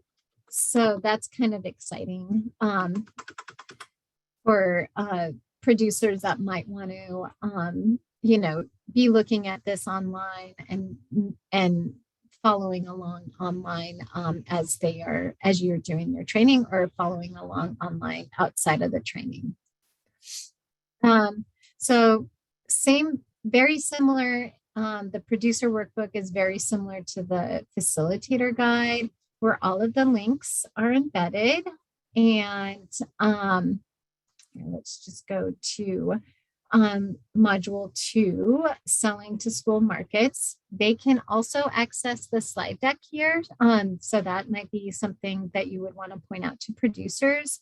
And then one thing I do want to point out here is this digging deeper section. So there are more detailed resources for producers that would want to find out more information, for example, on this getting to know school markets, which is kind of that procurement piece, and all about the child nutrition program. So there's lots of resources here for folks to follow up on, including the videos and podcasts and case studies that we developed for this particular module. So I just wanted to point that out. And then finally, I just want to point out our case studies that live online. So as you can see, there are lots of different formats, as I had talked about. So some of our case studies, most of our case studies are, have a written format, which are like 1 to 3 pages. And then they are in another format, either like a podcast or some kind of video. So there's a few exceptions like this Cummins Country Mill and Umi Organics from Oregon that is just a video. But we wanted to make sure they're in lots of different formats for folks to see how to have lots of different formats for folks. And we are talking a little bit about doing some translations, and we probably will be translating some of these written case studies into Spanish as well. So I wanted to mention that. And with that, I'm going to stop sharing my screen, and I see lots of questions. So let's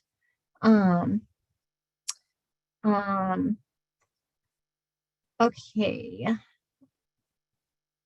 So any blank Amber had a question about blank templates that you should add.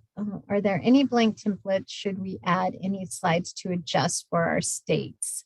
And you'll see over the next several days or the next couple of days, we will indicate where you would want to add some regional content for your particular state. Like there, for example, there's the census data. There is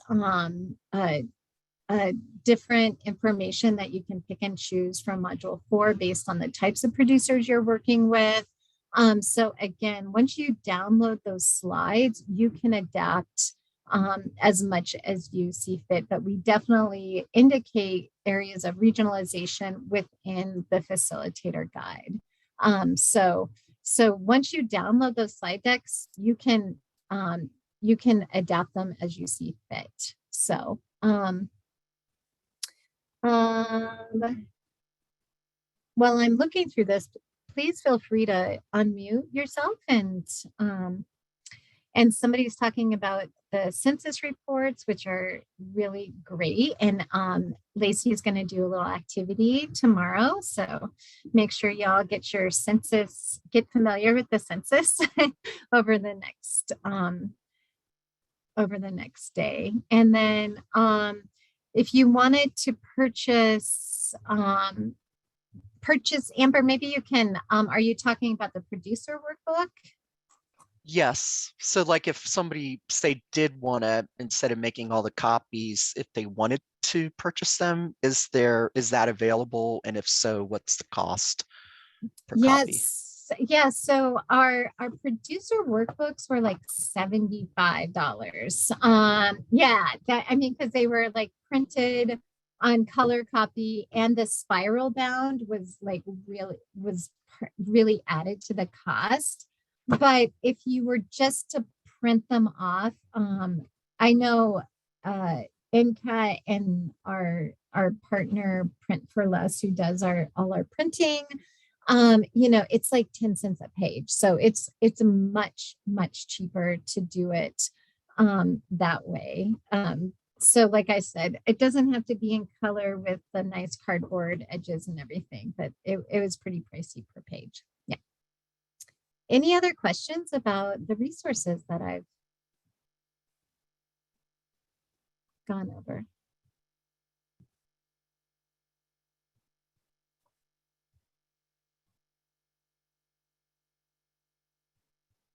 All right, so I will I'll hand it over to Tomas, and we're just gonna, and then we'll take a quick break. Great, thanks, Tammy.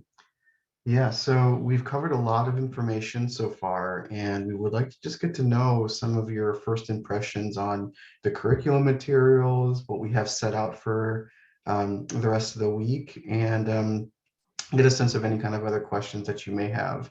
lingering right now. So before we do that, yeah, just if there's one word that maybe best describes your first impressions of the Bringing the Farm to School project and training program, go ahead and share that in the chat or come off mute.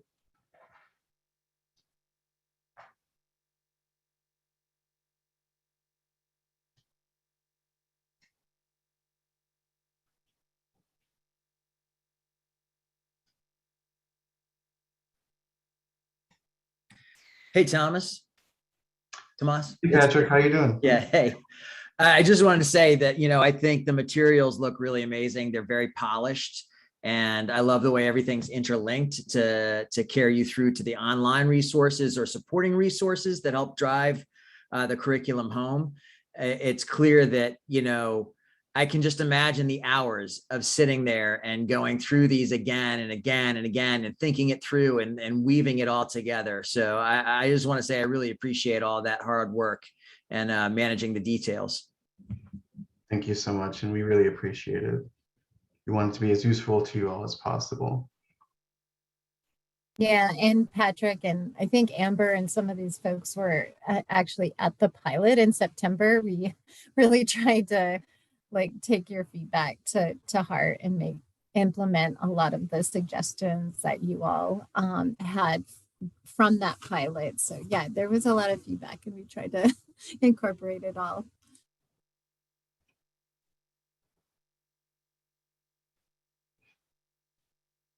Alrighty, great. Thank you so much for that. So we're actually going to jump into our first longer break of the day.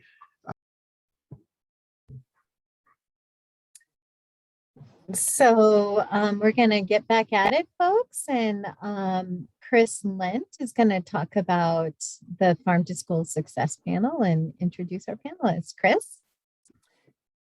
Yeah, hello everyone. I'm Chris Lynn. I'm an agricultural specialist with NCAT, and I'm here to facilitate the panel discussion today. As part of designing a peer-led and experiential training, we recommend that trainers include at least one panel or facilitated group discussion featuring local farmers and school market representatives during each local producer training that you host. And these discussions create an important opportunity for incorporating local context, answering specific marketing questions, and addressing common misconceptions about selling to schools. So the panels can also function as networking opportunities between and school buyers. So we also encourage trainers to customize the panel for your particular producer audience. Today, we'll be hearing from a fairly unique model, aggregator, distributor. That'll be one of our panelists. We'll also hear from a food hub and a producer today. In some states, a food hub or a third-party aggregator may not be as relevant. So just keep in mind that panel composition can change and depends on the locale and what producers need to hear. So for more guidance on how to plan a panel at your local producer training, you can look at page 111 in the Facilitator guide. And now today what we're going to do first is just a facilitated dialogue with our panelists, and we'll have an opportunity then for questions at the end. But if you have any questions throughout, just put them in the chat and we'll try to incorporate those questions as well as we go along. I'm going to give a very brief introduction to our panelists here, and then I'll turn it over to them because they can tell you about themselves better than I can. First, we have Amy Bachman, who is the Director of Procurement and Sustainability at DC Central Kitchen, which is a nonprofit that's fighting hunger and poverty by providing culinary job training and creating living wage jobs. DC Central Kitchen's ventures include serving farm-to-school meals in DC schools and delivering fresh produce to corner stores in food desert neighborhoods, and also operating a cafe. So thank you, Amy, for being here. We appreciate it very much. Our second panelist is Hailey Johnston, and he is Chief Development Officer and Interim Executive Director of Common Market, the Common Market in the Mid-Atlantic. The Common Market's a food distributor with regional food hubs in Texas and Georgia, and also here in the Mid-Atlantic. Haile was a co-founder of the Common Market here in Philadelphia in 2008, with a focus on connecting urban communities with family farms and sourcing food from small local producers. And as part of their mission to connect communities with good food, the Common Market works on selling locally produced food to schools. So thank you, Haile, for being here. And third, we have a producer, Steve Fraycon, owner-operator of Fraycon Farm, which is in Boyertown, PA, and has been growing orchard fruit for over 75 years. Not Steve, he's a little younger than that, but the farm has been producing orchard fruits for that long. They grow a large variety of apples, peaches, cherries, blueberries, plums, and pears for wholesale and retail markets as well. And also for the production of hard cider. Steve grew up on the farm. He's been involved in all aspects of the farm.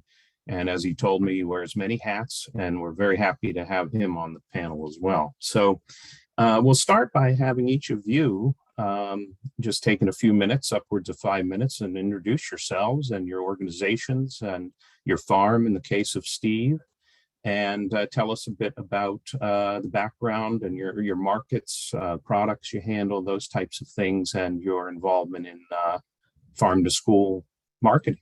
And Amy, if you could start us out, that would be great. Great. Well, hi, everybody. As Chris said, my name is Amy Bachman. I'm the Director of Procurement and Sustainability with DC Central Kitchen. So we are a bit of a unique vendor, but I can kind of explain our role in farm to school. We are a nonprofit founded back in 1989 that seeks to use food as a tool to strengthen bodies, empower minds, and build communities. So we do this through a lot of different ways. We provide meals to shelters, after-school programs, as well as schools. So we have many different meal production programs. Some of our meal programs utilize food recovery, which sort of are a well-known organization in the food recovery, food waste space. So we'll recover food and use that food to produce meals that we send to shelters. But in 2010, we moved into the farm to school food space by first getting a contract with a private school and then eventually a larger contract with DC public schools. So we currently have a large social enterprise operation, the biggest of which is our contract that we have with DC public schools. So we are currently the food vendor for 12 DC public schools, as well as 7 private charter schools. Our operation really looks like we focus on scratch cooking as much as possible. So we have a offsite facility where we do the bulk of the production for our school meals. We kind of see in some of these photos, we've got sweet potatoes getting processed or tomatoes getting made into salsa. And then we send our product the day before meal service to our school sites where they will finish production, putting the meal together to serve it on the line hot to our students.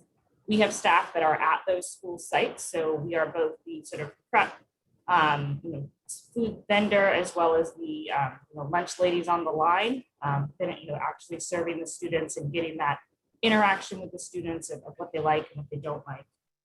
And so really since the beginning of our school food contract, farm to school has been an integral part of our work. We follow the DC Healthy School Act, which requires that every day we serve at least one local item, whether it be a breakfast or lunch. And at least 20% of our food budget is sourced from local farms. So it's a huge piece of our focus when we're determining, what to buy and how to source. So we source locally in a couple of different ways. Our most common way is working with Common Market or food hubs like Common Market.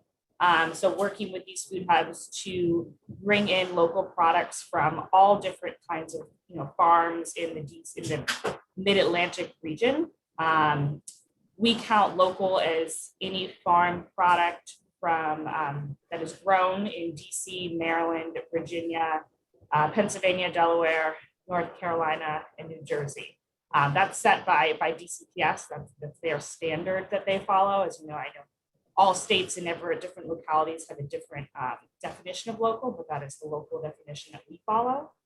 And so our food hubs have been a great way that we source a lot of our product. We also do buy directly from farms as well. So we have a few farms that we purchase directly from, and they deliver directly to us. We also purchase through conventional wholesalers as well. So a few of our wholesalers have good local sourcing programs, so we will source through them. But I would say now the majority of our local sourcing is coming through these food hubs, and it's been a great way for us to bring in local products. We do a lot of forecasting with our vendors, especially the food hubs, to really plan and prep for a season of what we're going to be having on our menu and so they can tell their farmers what to plant and what to prepare for.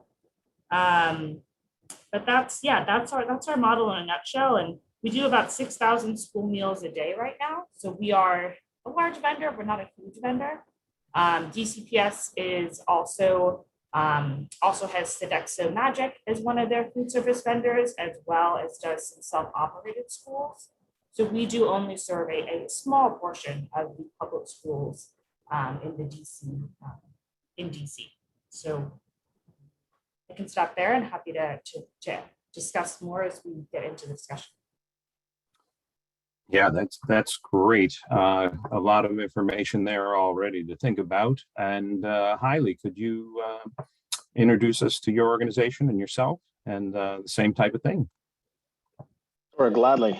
And I love the layout of this because it's kind of like the school or food service operator, and then the folks in the middle here, and then ending up with where it all starts actually at the farm.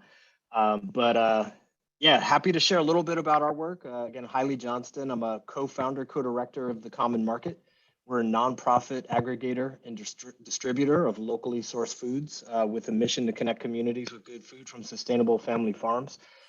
We are founded here in Philadelphia, and I say here because that's where I'm sitting today, in 2008. So we're coming up on our 14th year of operations, which is pretty exciting for us. And originally,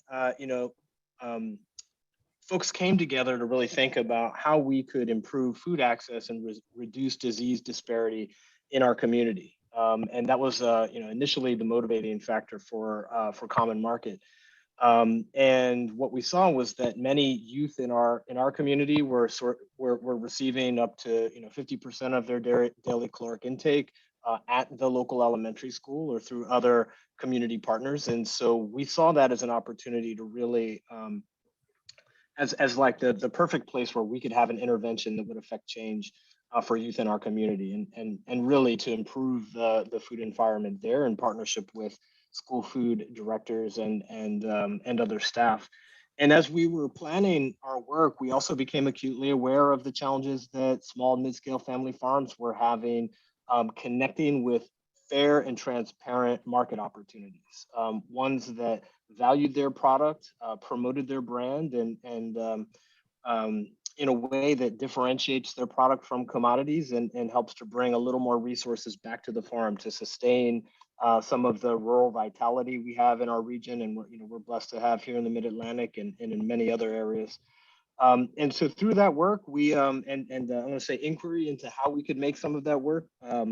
We recognize the aggregation distribution function as really a missing link or missing infrastructure in a lot of regions, connecting institutional food service to safe and nutritious food grown at wholesale scale.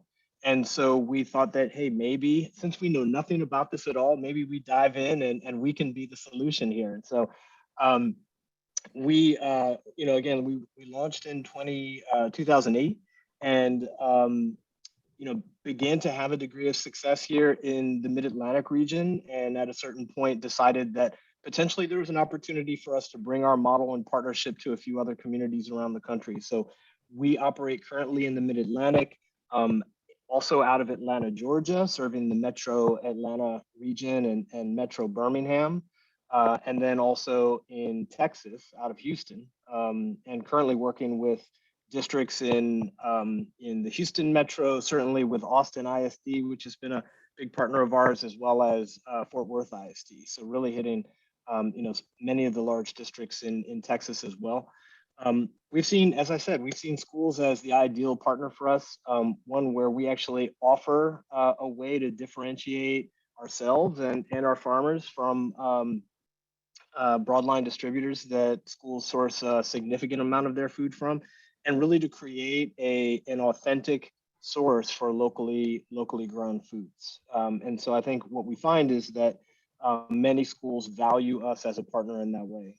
We have experience through the years working directly with schools that are self-operated, and everything from small districts to larger districts, as well as through food service management companies. And in a lot of places, food service management companies are the larger operator. And so we've found success gaining supply chain approval from a number of the larger ones. And this has enabled us to work with, at our peak pre-pandemic, we were working with over 300 schools and early childhood education centers annually. And that was through direct distribution on our fleet of trucks, as well as through other partner organizations. And we found that, as an aggregator distributor, representing the full diversity of product grown in the places where we work, and representing product in particular that is grown with additional values beyond just local.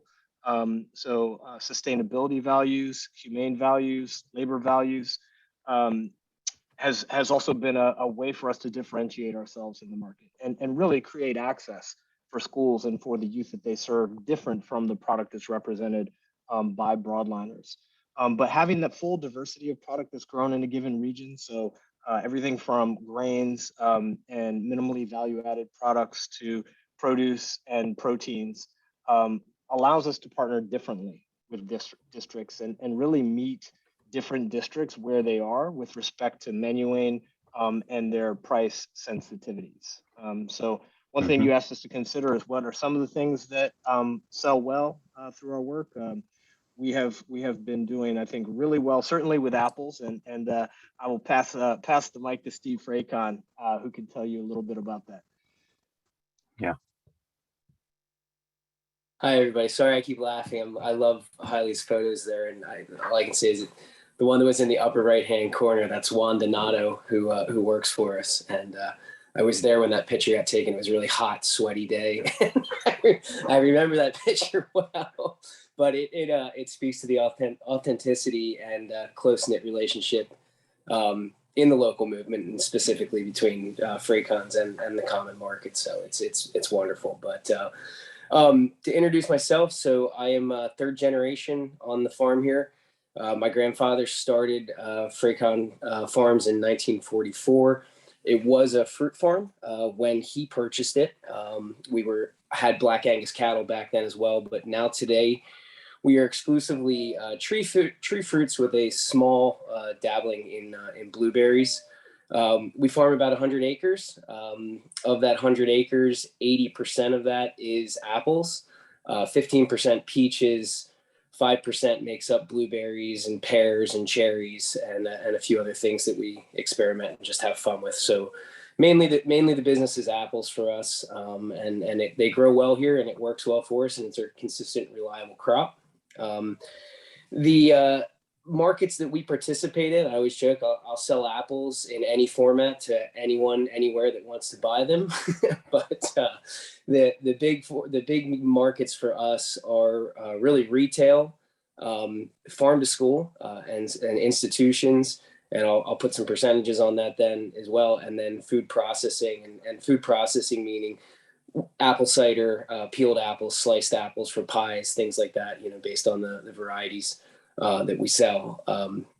But for us, despite however hard I try, The apple trees, they grow a wide assortment and variety of apples in different shapes, sizes, and colors. So there's a lot of different markets you have to find for those apples. They all don't grow the same size and shape, and we've got to find the right consumers and the right customers that want each apple that we produce. So it is really nice to say with apples.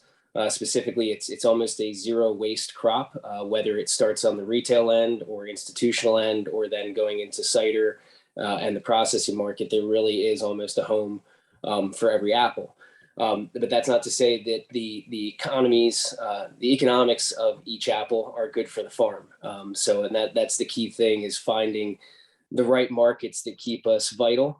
We've been here for 77 years. I hope to be here for our centennial.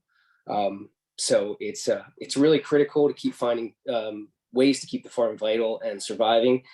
When I grew up on the farm in the 80s and 90s, it was not good times. We were competing on, that was the day and age of national markets and a national food movement, and I'd say even a global food movement, which was really bad for small family farms, because trying to compete on price with farms of a much larger scale from the West Coast, it's not economics that we can survive in that way. So the local food movement has been fantastic for our farm. It's been revitalizing for our farm and breathed new life back into it.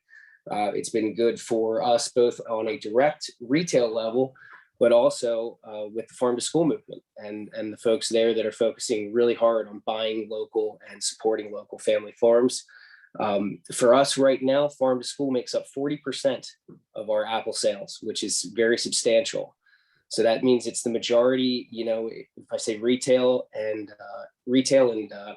processing making up the other 60% of that, that means that 40% of farm to school, both direct and indirect, it's the largest market segment that we have, which is, I think, is just fantastic. And we'll kind of dig into that later as to why I think it's such an important part of what we do. We do work with schools directly. So there's about 11 schools that we deliver to on a weekly basis with our own truck.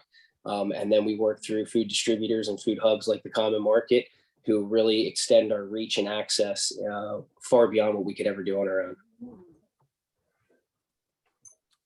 All right, thank you.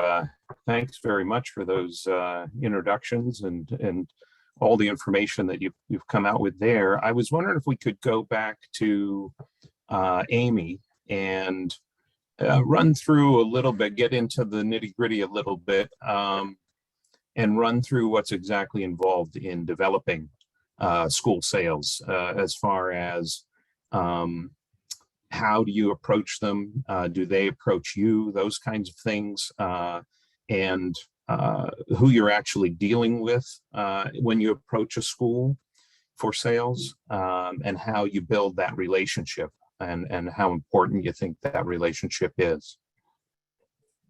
Yeah, so we've gotten all of our, our DC public school contract. We initially, replied to an open, request for proposal to get a cluster of schools. Initially, it was 8 schools, and now we're up to 12, and hope to be bidding on larger clusters in the future.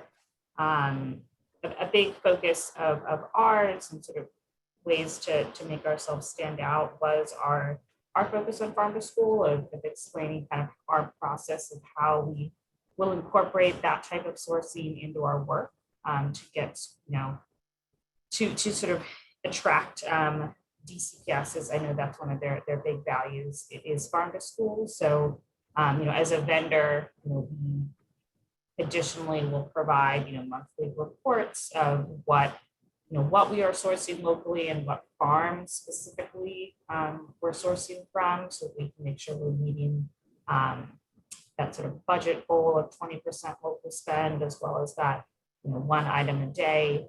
For our private charter schools, it's sort of, a lot of it's been kind of one-off, word of mouth, hearing about a school that's interested in getting a new vendor, and then applying for each of those contracts individually. All of those are done kind of on individual bases.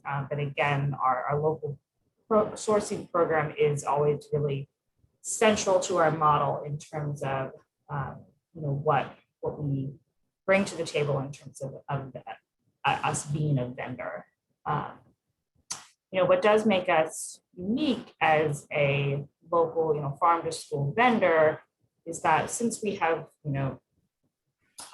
replied to requests for proposals and been selected as vendors for DCS and for these private schools, going through a competitive bidding process to become a vendor, it gives us a lot more flexibility in our sourcing.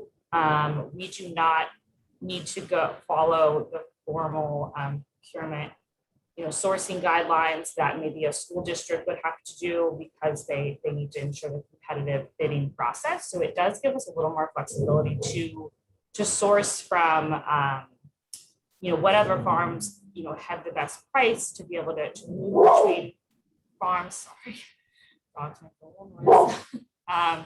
Move between farms that when seasonality sort of makes the most sense. Without having to submit a formal bid every single time to select that farm. So I know that can be a challenge sometimes when districts are trying to say, I want to start local sourcing and having to do those guidelines. So being a vendor that's already gone through the competitive bidding process does allow us that flexibility to really move between vendors. As needed, if one farm might not have something, we can get half from one farm or kind of move between the two. Right. So your position of having access to so many different producers and so many different products helps you maintain those relationships. Hailey, I wanted to go back. You had talked a bit about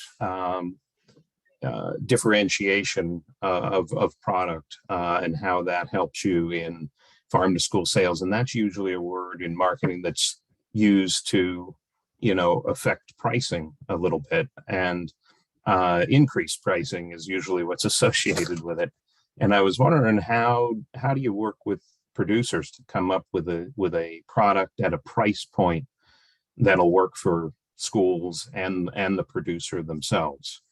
If you could speak to that a little bit. Yeah, I think that's a great question. So yes, differentiation for us meaning bringing transparency to relationship first and foremost, and I think that's something that is broadly missing within supply chains and within the food system more broadly. So we're able to actually tell the story of where the food came from, the farmer's story, the story of the farm workers, the kinds of inputs that were put into growing that food or processing that food. And then ultimately, we're typically the only intermediary between the farmer and the buyer at the school. And so it's not passing through many different distributors or brokers. And we work with mid-scale family farms that have wholesale capacity and competency. And so often what we're able to do is actually provide product at, I'm going to say, often a marginal premium, but not significant, but one that is still within the budgets of the schools that we partner, and allows them to make a conscientious choice with their food dollars to support regional farms and regional economies, as well as stronger ecology.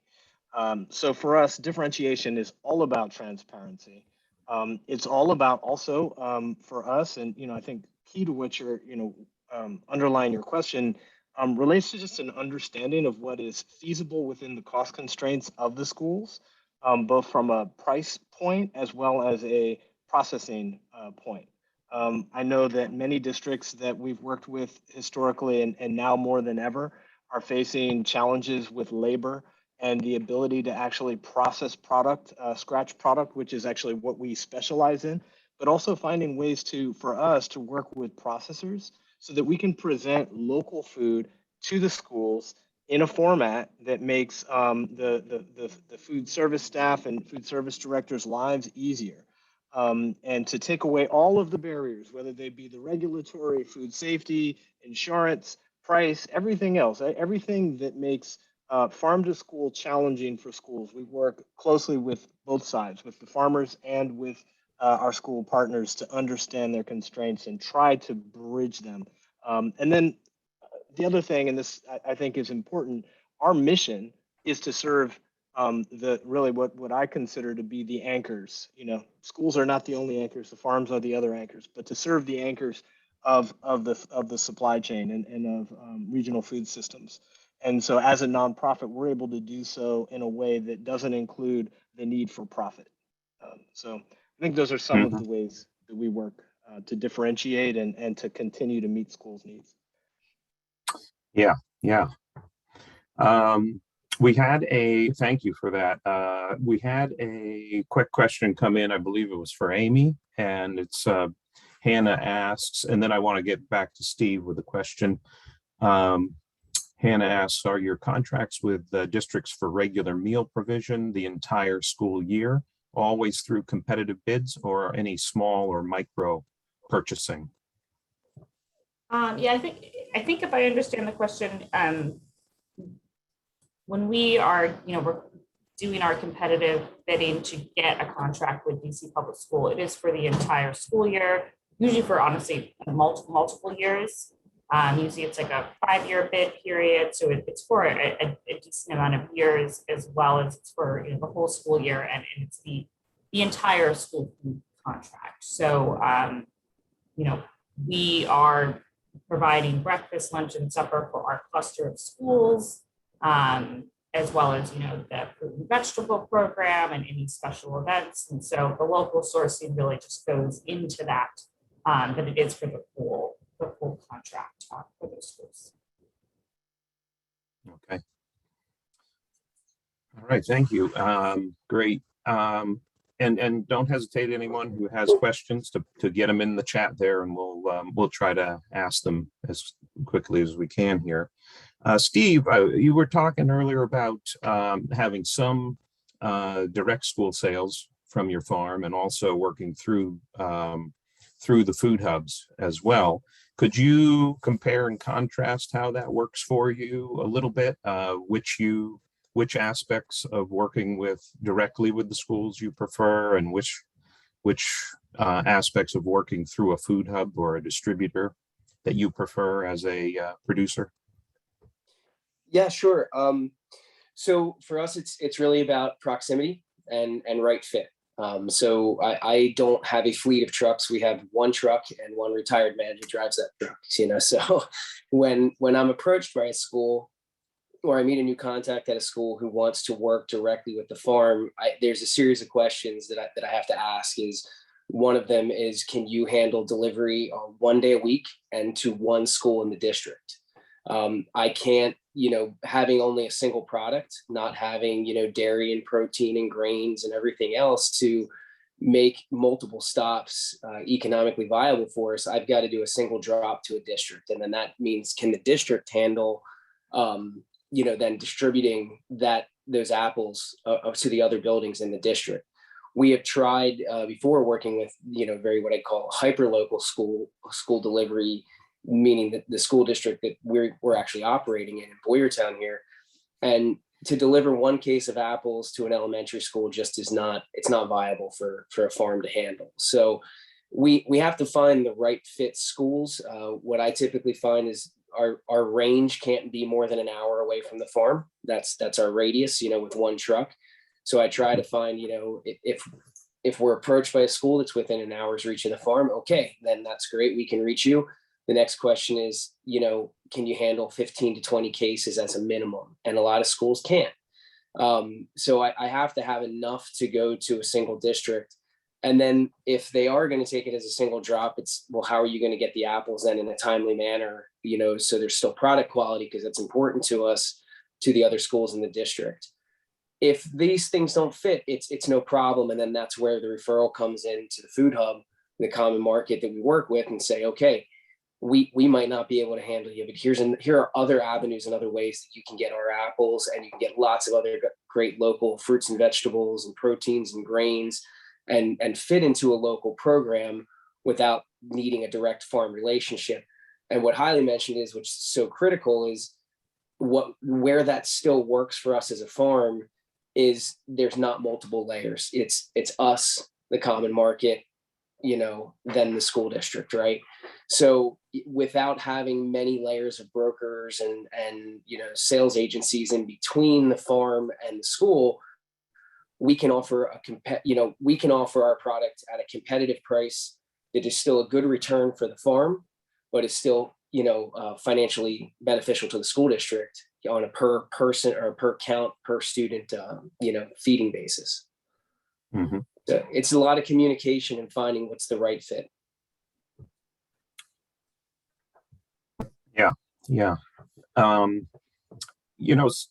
Some of the perceived barriers that you hear about all the time with farm to school sales, seasonal availability, delivery considerations, pricing, some of the things we've been talking about, liability and food safety issues. And this is really for all of you, but have you found some of those perceptions not to be really a barrier at all? And which ones of those have you found that are really something you need to work on? Maybe Hailey could start us off.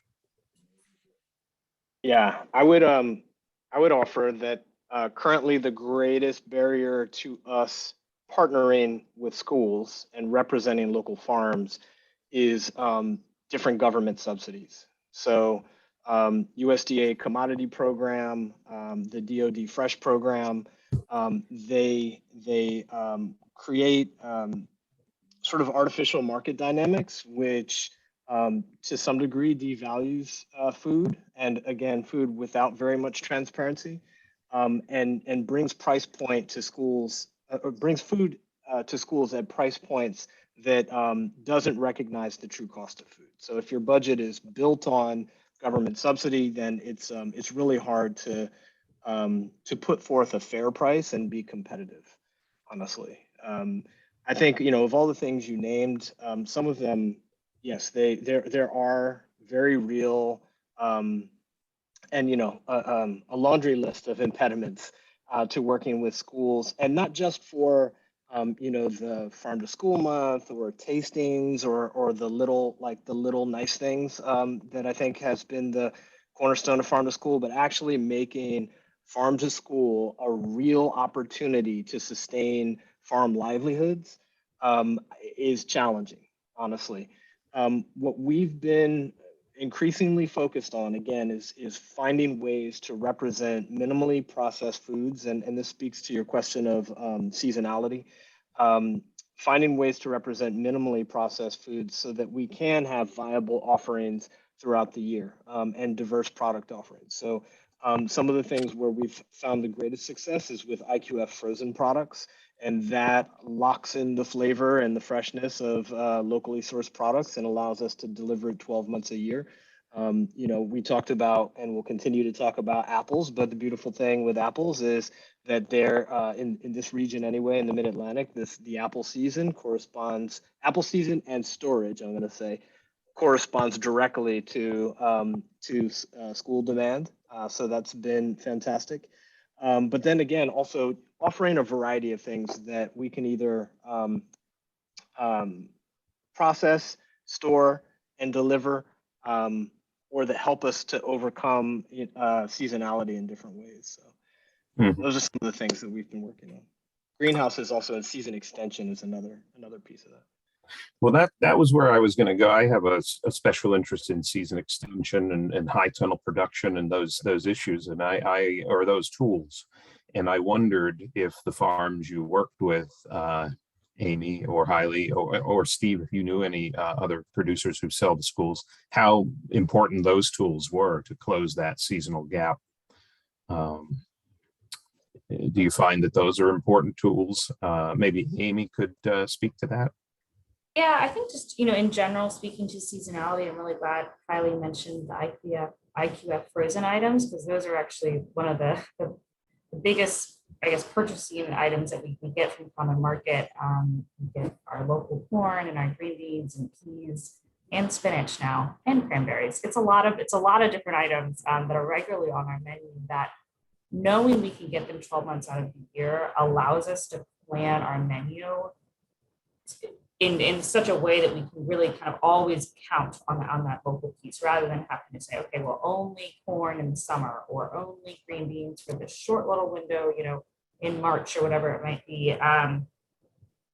That's a huge piece of it, of having that consistency, is knowing we can get a product always. I think that is one of the perceptions of local, is that inconsistency you have of, farming is an inconsistent thing. There's good years, there's bad years. Sometimes crops, come in, sometimes they don't. And so the lightly processed frozen items have removed a little bit of that inconsistency of knowing that the product's going to be there. I would say for us, seasonality as well. We really have a seasonal menu. So every 3 months, our menu changes in response to seasonality. It's partially, flavors of food and hotter and colder entrees, but a lot of it is the produce that we serve. So the fruits that we have on the menu, the produce items to really reflect what's in season. Right now we have butternut squash and lots of kale and collards.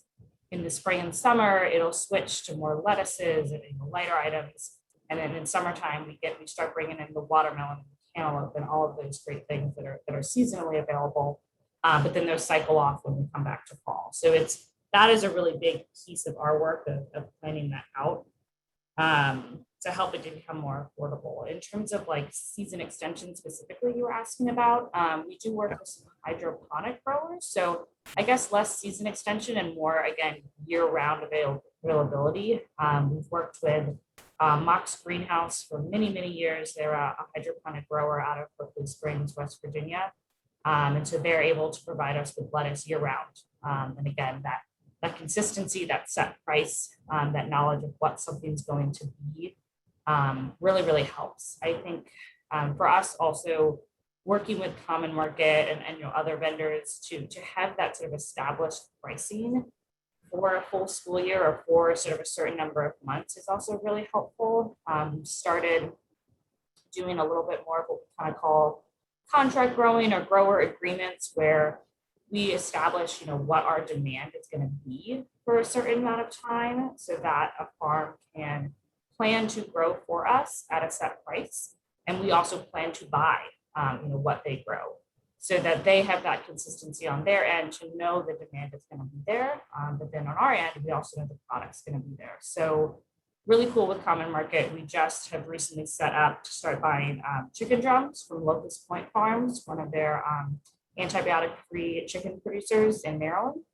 And they sort of initially weren't able to meet our demand of what we needed. And so we sort of told them what our weekly or bi-weekly orders would look like. And they're able to scale up to sort of prep for that, knowing that we've committed to buying a certain number of cases from them at a set price. And with, meat markets, especially the chicken markets, being like they have been over this past year, it's really a win for us as well, knowing we can get the product, not being as concerned about supply chain issues or prices skyrocketing.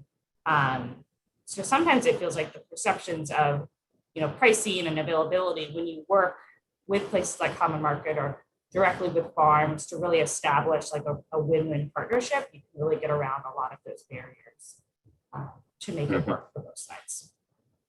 Yeah, interesting.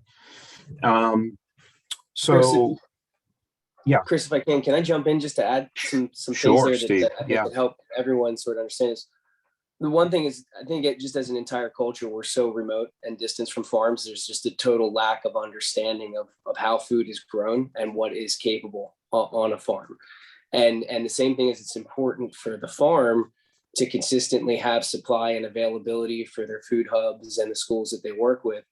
It's equally as important for this to all work and these relationships to work for the schools to be consistent buyers from the farms, to allow for planning and investment. So much, you'd be surprised in modern agriculture how much more control we have over our crops than we had 30 and 40 years ago. With the horticultural science is this field and food technology is this like ever expanding scientific field. That is, we understand the plants more, we understand how to store them longer, we understand how to make that seasonal availability there. But then a lot of that comes back to how consistently can the farm rely on their buyers. And I love things like National Farm to School Month. That's great. But what we need as an agricultural system is farm to school months, like years, not just 1 month where we get excited about it, because it doesn't allow us to plan for scale. So, when I started working with the common market, for example, as an apple grower, you'd operate in this panic space of get your crop in and move it as fast as possible at any price that you could get, because you didn't, in Pennsylvania, the attitude was the apple season ended in December. And if you didn't sell your apples and by December, you were going to dump them into cider, period. There is still that attitude out there from a lot of older growers who can't believe that I try to store apples now until March, April, and May.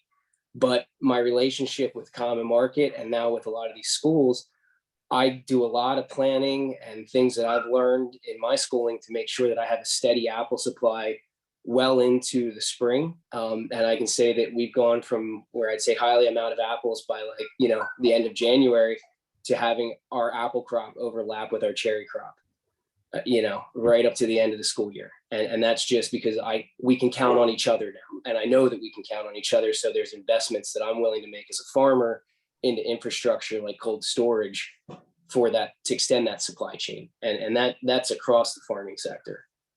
Mm-hmm. Right. Yeah. Thank you for that. We're down to probably, 10 minutes or so. And I just want to remind everyone, if you have questions, to get them in the chat. And so we can get them up to the panelists. I wanted to quick ask Steve one more question, and then maybe some final thoughts. Can you speak a little bit to food safety requirements and how that's impacted your ability to access wholesale markets, and maybe as if you were talking to some producers who were, thinking about scaling up a bit to wholesale, and maybe, talk about how scary or not scary that is as an aspect of implementing that on your farm. Yeah, sure. So I think that for a lot of growers, food safety, because of the documentation side of it, is scary. It's also the intrusion side of it, right? So these are family farms that you're talking about, this personal property. So to think about, having more government intervention and more people on your personal property and in your personal space, it's hard for a lot of farms to kind of overcome that barrier. They also, you'll find that most farmers, everybody knows this, they work far more hours than, they will ever be compensated for. So to have one more thing to do is not what any farm wants to hear. But what I'd say is, if you can implement food safety as a daily operating procedure, just weave it into the things that you do on a daily basis as part of your cycles of growing your crop, it's really not insurmountable, and it's not that hard. And what I find is it was a great opportunity to improve, to learn more about our operation, to have better record keeping, to have data that I could mine and use, to further extend my season, to understand where we were selling things, make sure that you're getting something back out of the food safety documentation that you're keeping. All that record keeping and tracking that you have to do, it's valuable data that then you have it to analyze later. And I'd say that our farm is a cleaner and better and more organized place thanks to food safety. So I really have no regrets of taking that step forward. Yeah, I've heard the same from many growers who have taken that step. Hailey or Amy, do you have any thoughts on the food safety or grading standards, or how that affects your operations? Yeah, well, I'll just echo Steve's to a certain degree, and again back to the question of differentiation. Having now the experience of working across a number of different geographies, Mid-Atlantic, the Southeast, Texas, and we've hired our first staff in the Great Lakes region as well in Chicago. Being able to communicate and share with growers about how a focus on food safety can differentiate them in the marketplace and create economic opportunity differently than if they didn't do it, right? It completely holds the potential for unlocking institutional and also larger retail market opportunities that they otherwise would really struggle to attain without that. So for us, things like GAP certification is sort of a baseline. And it's also what enables us to partner deeply with the schools and the hospitals and the food service management companies and a whole host of others, and to be able to present food to people that we know is safe, or at least has been produced within an environment that brings about a culture of safety, right? You can't guarantee that the product is going to be safe, but at least it was produced by people who hold a culture of safety that hopefully carries through in the product quality. Yeah. Yeah, I mean, I would agree that, yeah, having like the GAP certification is kind of that baseline that we look for when working with a new farm. In terms of specifications also, more from just a practical standpoint, I think sometimes a challenge is making sure we're, the case we're talking about is the case that they're talking about in terms of pounds and size and volume of what you're getting. Even things like head size of the cantaloupe you're ordering, or, how big the squash is going to be. When you're used to working solely with conventional wholesalers that have very specific grading standards, you get kind of used to getting that product in that size. And so when working with smaller farms, it's just more of that communication of really making sure we understand the volume and the product that we're going to be getting. I think because DC Central Kitchen does process most everything we get, we are very open to purchasing, more number 2 quality or seconds, and sometimes that helps with pricing as well, of, not requiring everything to be like a perfect, number 1 standard, item, especially again, if it's being processed, if it's, tomatoes or potatoes or things that we're going to be cooking down or we're cutting up, it allows for a little more flexibility, as long as we're really on the same page for those key indicators of like total volume. What are we getting? What is the product going to be looking like? And sometimes that's also just a training thing for our staff of making sure they understand, this little nick or this little bruise or this little slight discoloring, like produce doesn't always look like what it looks like in the grocery store, but it comes from the farm, and that education aspect of like making sure our staff don't think something is bad just because it maybe has like a little bit of discoloration or is, has a little film on it or things like that, has been a growing sort of process for us as well when we are working with local products. Okay. Well, thank you. Well, that's we're almost out of time. If anyone has questions, again, put them in the chat. I'll just get maybe final thoughts from our panelists on the key things you would think producers need to know about, like maybe one key thing you think of for a producer to take away if they're thinking about starting to build relationships with farm to school sales. Amy, if you want to start us out. Yeah, I think, I talked about it a little bit, but planning ahead, like that forecasting piece of it, of talking to schools months in advance of when they want to be buying something, because pretty much all school systems also work ahead. We're thinking about the spring now. We're planning, some school districts are probably planning for next fall already of like what's going to be on their menus. So having those conversations earlier so you can really plan your planting around what they have on their menu, or even better, having the conversation of like, this is what I'm growing. This is what I can provide for you to ideally put on your menu to try to get ahead of that. I think it's a great way to really set up a good relationship. Great. Thank you. And Hailey, your thoughts on that? Yeah, and I'll send this really in both directions. So I'd say first for the farmers, only enter into relationships where you're not a commodity, and that you have the opportunity to tell more of your story and why what you do is special.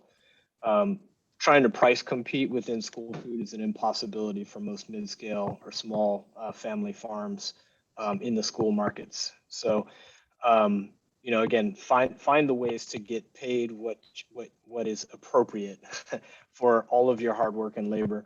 On the school side, though, I think both Steve and Amy have talked about what it means to receive longer-term commitments and relationships of trust.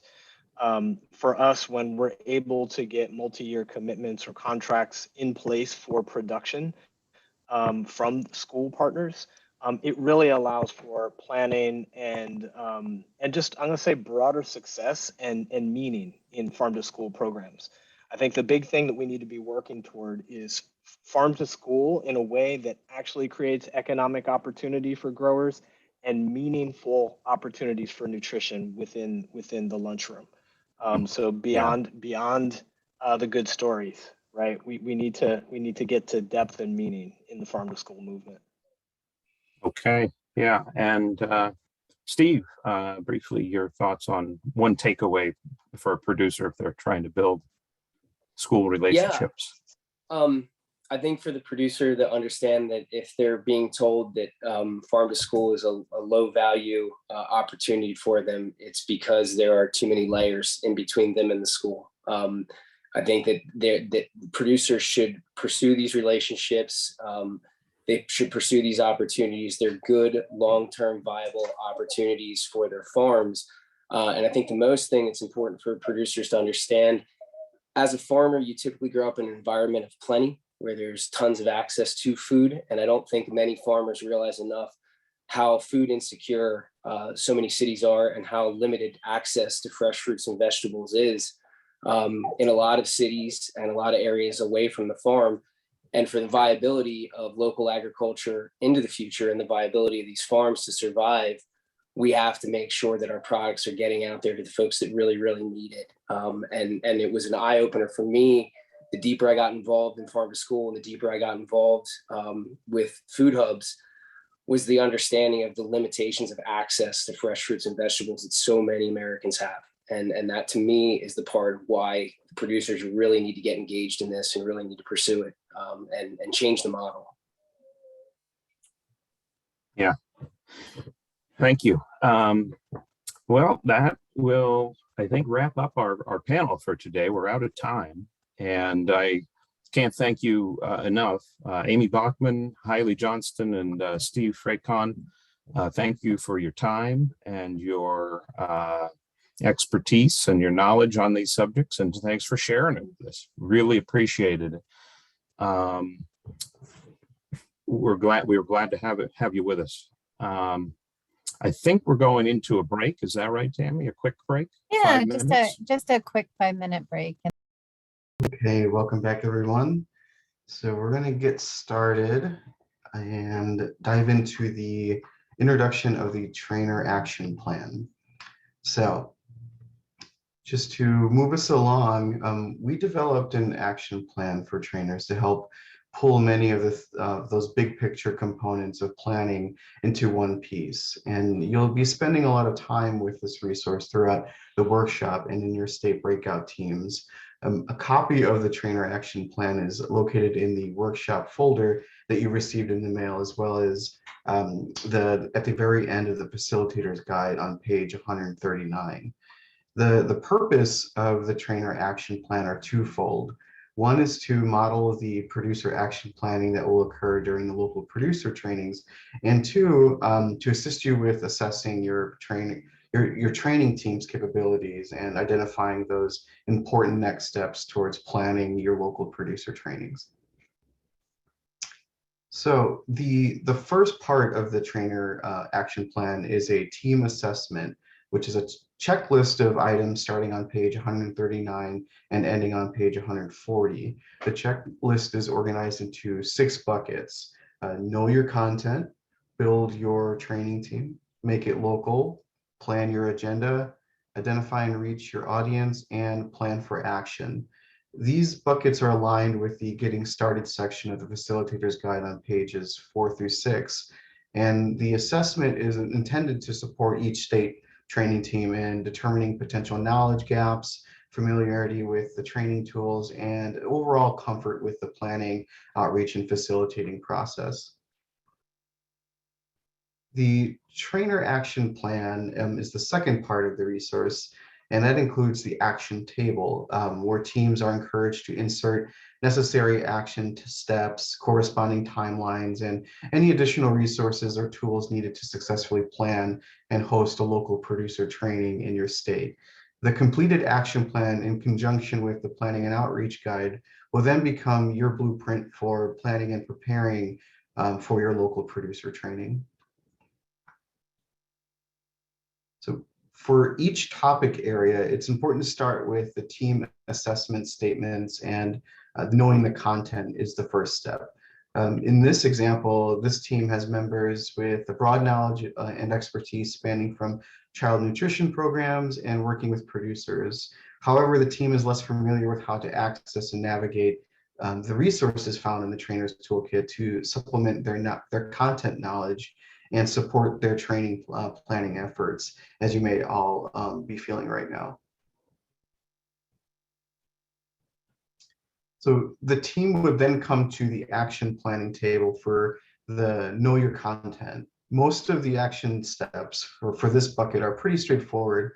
The team will want to take some time early on in the planning process to really familiarize themselves with all of the training materials and the module content. Our goal with the workshop is to really work through those pieces and make sure each state team leaves this week with a solid understanding of what the materials are, how they work together, and how to access and share them, and of course, how to use them. Of note, the Planning and Outreach Guide is an excellent tool to review in tandem with the trainer action plan, as it includes a detailed checklist for planning and preparing for your trainings that align with the action plan, and provides a myriad of action steps you'll likely want and need to include. Throughout the week, we will support you and your state teams in working through the team assessment and the action plan table. To facilitate group brainstorming and action plan development, we will be using the Jamboards that Lacey described earlier. And again, each breakout group will have their own set of boards to work with, and they'll be aligned with the workshop agenda this week and follows the trainer action plan format we just took a walk through. So before we actually launch into our second breakout session for the day, just wanted to know if there's any sort of questions that you may have or any comments that you want to share at this point.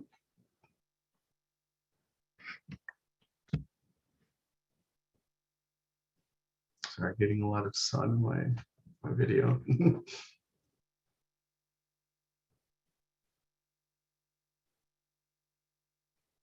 All right, not hearing or seeing any, so I'm going to have Carlos start our second breakout session for the day. We'll be spending around 15 minutes in this session, and then we'll be coming back and wrapping up for the day. Okay, great.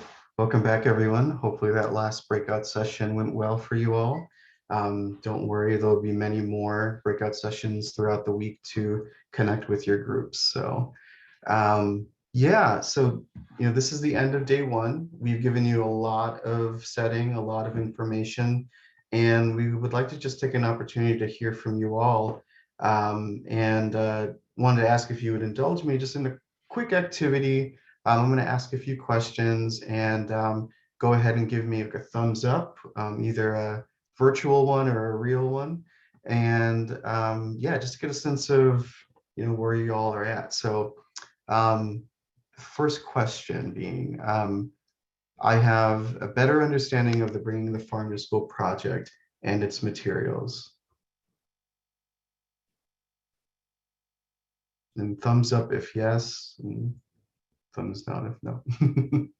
All right, great. Thank you. All right, next question. I've seen a panel in action and understand the purpose of a panel in a local producer training.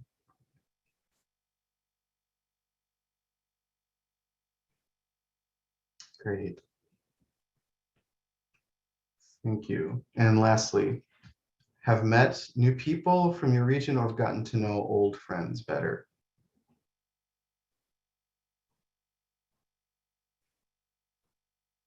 Great. Well, thank you so much. So before we wrap up, we want to just ask a few questions to see if you can start to navigate the curriculum. And keep in mind, some of these questions will, they'll be, if you answer them quickly, you'll have some points given to your state teams. And I think the best way of going about doing that is if you're able to come off mute, go ahead and answer the question. And then we'll make sure that your state gets a point. So, so the first question, what page do the training modules start in the facilitator's guide? Really? 11. Not 11, 15. not 15. 19, 19, 18. Someone 18. said 9. 19. That was me, Melinda, West Virginia. All right. Well, 1 point for West Virginia. Thank you. Thank you. Mhm. All right, next question. Where can you find the glossary in the facilitator's guide? It's after the main content. In the back. 109? Someone got 105 already. Who was that? That was me. Jeez. Michigan. Michigan. All right, thank you, Rachel.